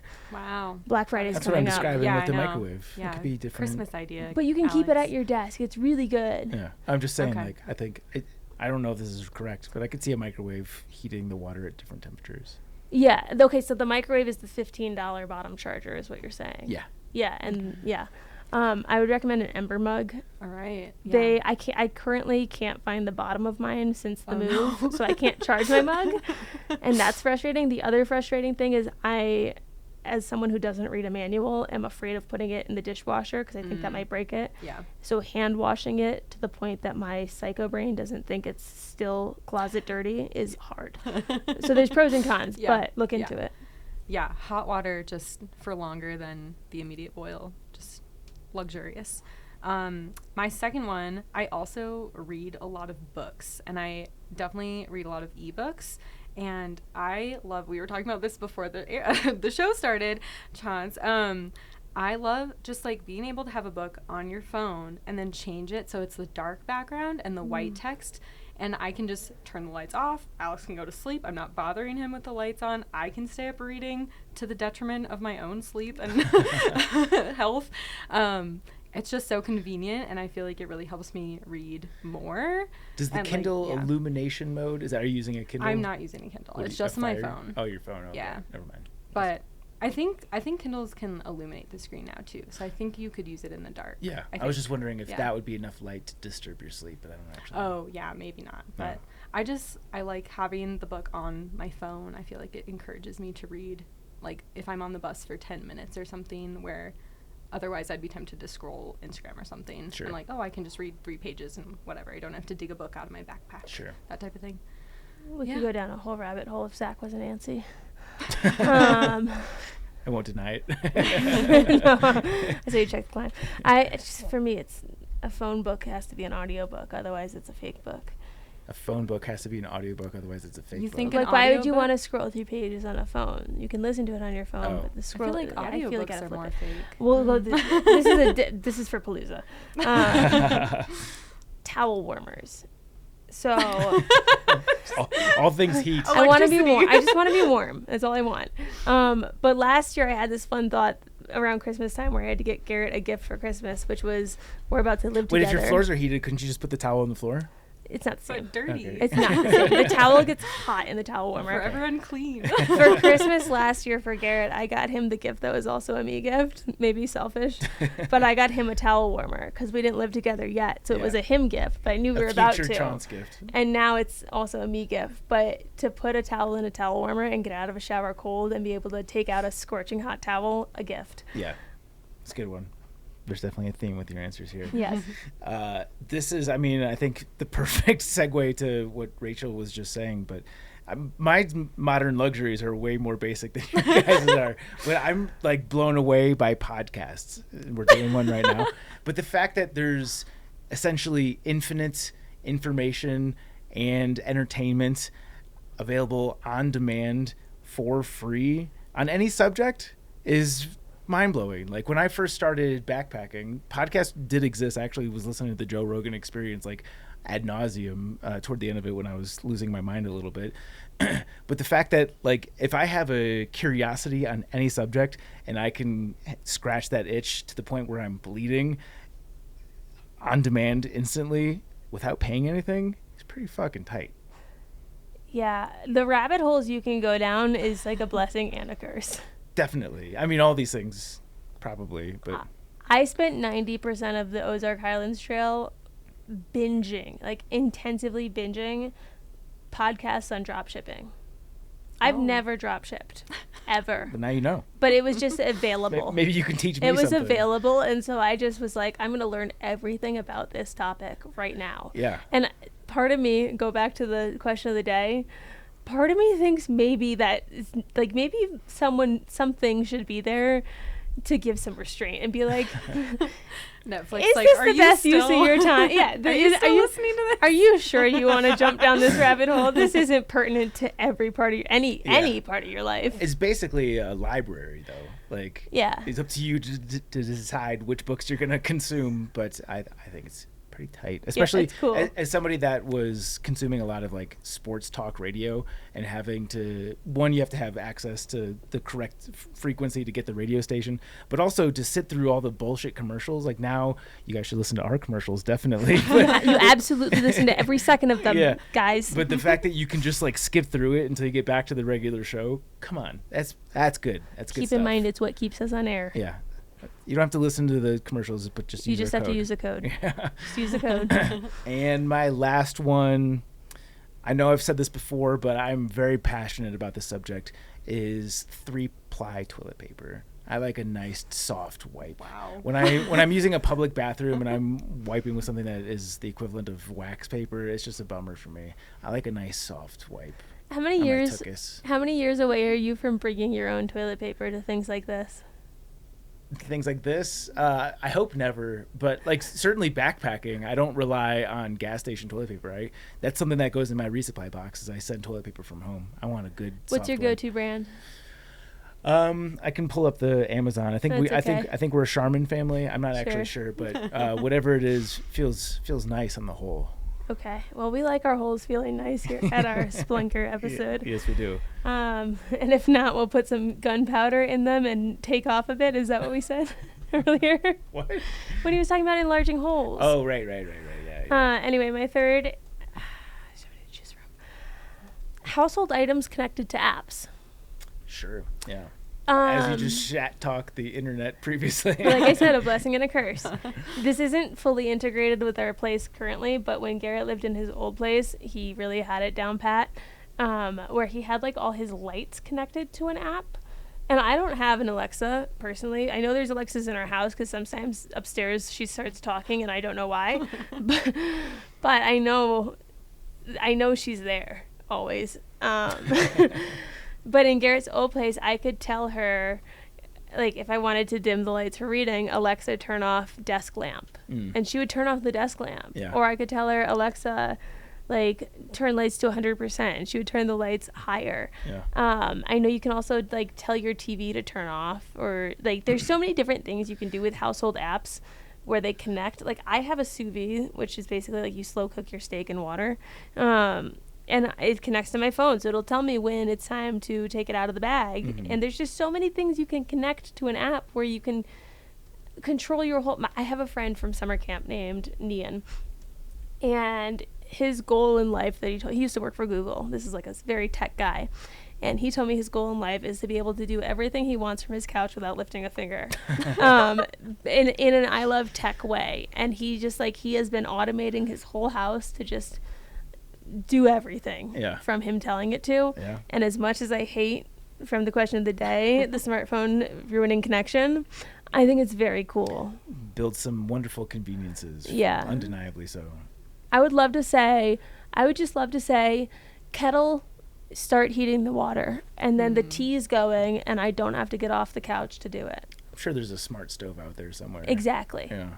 It's possible. Yeah. Rachel? My last one is bringing it back to basics, and mainly because I have been living without this luxury today, and that is a flush toilet, because ours was leaking, and in the process of getting it repaired, you have to remove it from the ground. So there was a period of the day where Alex was like, all right, it's coming off at noon, like, get in there before or whatever. And now it's apparently back working, I've heard. So I feel like, that's something you really appreciate while you're backpacking, and it's basic, but just imagine that's we'd be... That's a huge thing. A lot of the world doesn't even have that today. Yeah, it's very luxurious. Yeah. I'm really being your worst enemy here. No. With time. You're in charge because I have to go to the bathroom. No, but I want your answer to this. Put those back on. Okay. It's gonna be quick. This is a group question. It's about to be an accident on the floor. In the absence of a flush toilet, what are you doing? Like, let's say your household has no toilets that flush currently. Just go outside. What are you doing? Okay, so you're not peeing in the toilet that doesn't flush. You're going outside. Oh, you can't pee in the toilet. I've definitely... Why does it flush? I see. For pee, yeah, definitely. I'll go anywhere there's a drain. Yeah, shower. But are you going in the toilet that doesn't flush and letting it sit until it can? No. So then where are you picking? If I'm pooping? No. Peeing, well, both. Peeing or pooping? I'm peeing in the bathtub. Okay, so We're potty training bathtub. a toddler right now. Are you a sink guy? Are you a bathtub? Are you a shower? Sure. A backyard? Yeah. I mean, I pee in the shower all the time. Definitely the shower. Okay. Yeah. Chauncey, you're driving the ship that. for the next 45 seconds. Time to crash. Messaging my coworkers, and one of them said, well, if worst comes to worst, at least you have experience taking care of business in the backcountry. And I was like, my condo's front yard is not the same as the national forest. I had a slight moment of contention where I last lived, because I lived with a housemate with one bathroom, and the toilet stopped working. Some listeners might remember when I flushed down a bunch of tissue after Harper pooped inside. I'll include that episode in the show notes. Thank you. So that was a time, but actually I don't think that was an issue at the time this happened. He was showering, and we used to leave the door unlocked when we would shower, so that if you had to use the bathroom, like, it was that type of, it was a hiker friend, where like, it's cool. And I think the door was locked while he was showering, and I really had to pee, so I just peed in the sink, and I just washed it down with the water. I thought nothing of it, and one day I brought it up, and he was not happy, and I forgot that people could be upset about stuff like that. I like the kitchen sink? No. Oh. It was just like a hand sink. I would say that is a little better than the kitchen sink. Yeah, at least, 100%. because the kitchen sink is touching like dishes. But no, But- I wouldn't piss on a pile of dishes. What do you think I am, I an didn't animal? know if you couldn't get in the bathroom. I That couldn't might be get in the only other bathroom, sink but available. no, the bathroom sink was outside of the I bathroom. see, okay, It was one of okay. those outside of the bathroom things. But we Gotcha. lived in an apartment complex where Yeah. you couldn't go outside because outside was everyone's main point of view. So that was my second best, was just the sink. Yeah. So that was why I was wondering where Chauncey's where your shitting in guys' the sink. Is places. that what I gather? No, you don't get to know. We're gone. You don't get to know. Okay. Cool. Well, we'll skip the honorable mentions, but I'll be curious to know what people think Yes. in the comments or whatever happens with the internet, which Chauncey hates. Now that I'm peed, I'm not in quite as big of a rush, so we can do the next segment, which is Plug Me. I think this is 3 episodes in a row where we've done this. I'm feeling pretty good about this. This isn't the traditional form of Plug Me because this is usually where we promote prior guests' projects or promotions of some He's kind. talked on an episode. Yeah, but like I feel like what we're promoting is different than previous promotions. Right, correct. But just shout out to our guy. You've heard his name a number of times on this podcast, Austin McDaniel, who was sit-in on, I don't remember what podcast it was, but he was on the mic for a little bit. It has a very interesting story. But he recently finished the CDT. He stopped in to the podcast during his CDT through hike, and we just got the photos confirming that he finished the trail. So shout out to our guy. Congratulations. Why are you smiling? He gave you a more heartfelt message than me. Really? Well, he sent me the same. Well, he sent me 2 photos. I got 3. And he said, "Thank you for being part of the journey." And so you sent that, and I got a little jealous because I bought him Taco Bell after the episode. I not only drove him back to Denver, but I stopped at Taco Bell. I bought them Taco Bell. He gave you one of the Apple Watch canned responses. Yeah, I got the B-list response when I did the A-list activities, Austin. Well, that's why I'm plugging them right now. But shout out, that's fucking awesome. What he said to me, got it done. Thank you for being a part of the journey. I brag about it. Stop was in one of my highlights for sure. What a guy. Okay, let's go to. I don't have the tech set up right now for the voicemails, so we'll have to save that for the next episode. We'll tell Rachel. I got it. Yeah. But we can do a 5-star review. Chauncey's reading. Yes, this is from MQE5065. 5 stars. Finally, Jillian Larson! ! I have been waiting for you guys to interview Jillian, and I am so glad you did. Is it Jillian? I think I go back and forth. Don't you remember her It was correcting Gillian? us somewhere? No, I think it's Jillian. Jillian. I'm sorry if it's not. I feel like you corrected us on that, but I don't remember. Yeah. I'm an aspiring long rider, but am not at the right place in life, career, house, blah, blah. But listening to Jillian was awesome and inspiring. Keep up the great work. Love all the interviews you do, especially panel episodes like Girl Stuff. 5 stars. We should do another Girl Stuff episode. Is there enough? There's always enough. Okay, cool. Yeah, I really enjoyed that episode too. Thanks for the review. If you want to have your review read on this podcast, head on over to Apple Podcasts and leave any number of stars, just not 1, 2, 3, or 4. It's been a minute since we've gotten a mailbag, so we'll give a shout out to send us an email, podcast@thetrek.co, or go to backpackerradio.com and scroll to the bottom. Very easy to send us a note there. Sticker code. Yes, as requested from our guest, our sticker code is going to be you telling us in the comments of the episode promo post on Instagram what you think the ish was behind the Bear Vault kerfluffle. Like, my take that I told him off air is I think with the phrase you don't need to outrun the bear, you need to outrun the slowest friend, I personally think in that setting maybe they saw him as the one the bear would eat and they were upset that he was thus protecting himself. But we want to get your take on why you think they were so bummed that he had brought a bear vault when they didn't. That's the only place my mind can go, but we want your opinions. Yeah, makes sense to me. Thank you to our Chuck Norris Award winners on Patreon. That is Alex and Misty with Navigators Crafting, Andrew, Austin McDaniel, Congrats. Austin Ford, Brad and Blair from 13 Adventures, Brent Stenberg, Brian Alsop, Fables. Christopher Marshburn, Coach from Marion Outdoors, Dane, Ish. Derek Cook, Eric The Casper, Friendly Ghost. Greg McDaniel, Iron Hike Endurance Productions, Liz Seeger, Matt Sukup, Mike Poisel, Patrick Ciencialo, Sawyer Products, Spam, Timothy Hahn, Solo. and Tracy Trigger. You can follow us on social at Backpacker Radio, on TikTok and Instagram at Backpacker Pod, on X, Facebook.com/Backpacker Radio. You can follow Chance. You can find me on Instagram at Juliana_Chauncey, and you can get my book Hiking from Home, a long distance hiking guide for family and friends on Amazon. Rachel? You can follow me at Rachel Pierce Dark 12, but I am changing my name at some point, so it might not be that anymore. Are you still Ooh. private? Yeah. So you can You can ask to Yeah. Appalachian Trials and Pacific Crest Trials are my books. Subscribe and follow us on Apple Podcasts, Spotify, or wherever you listen to podcasts. Follow us on YouTube. You get to watch us consuming some whiskey here today. Some delicious whiskey. I really enjoyed the vanilla. Yeah, that was great. Yeah, that was it's a good second whiskey, the dessert whiskey. Mm-hmm. So thank you for that, Bennett. Appreciate that. And that's it for today's show. Thank you so much for listening, and happy hiking. Bye.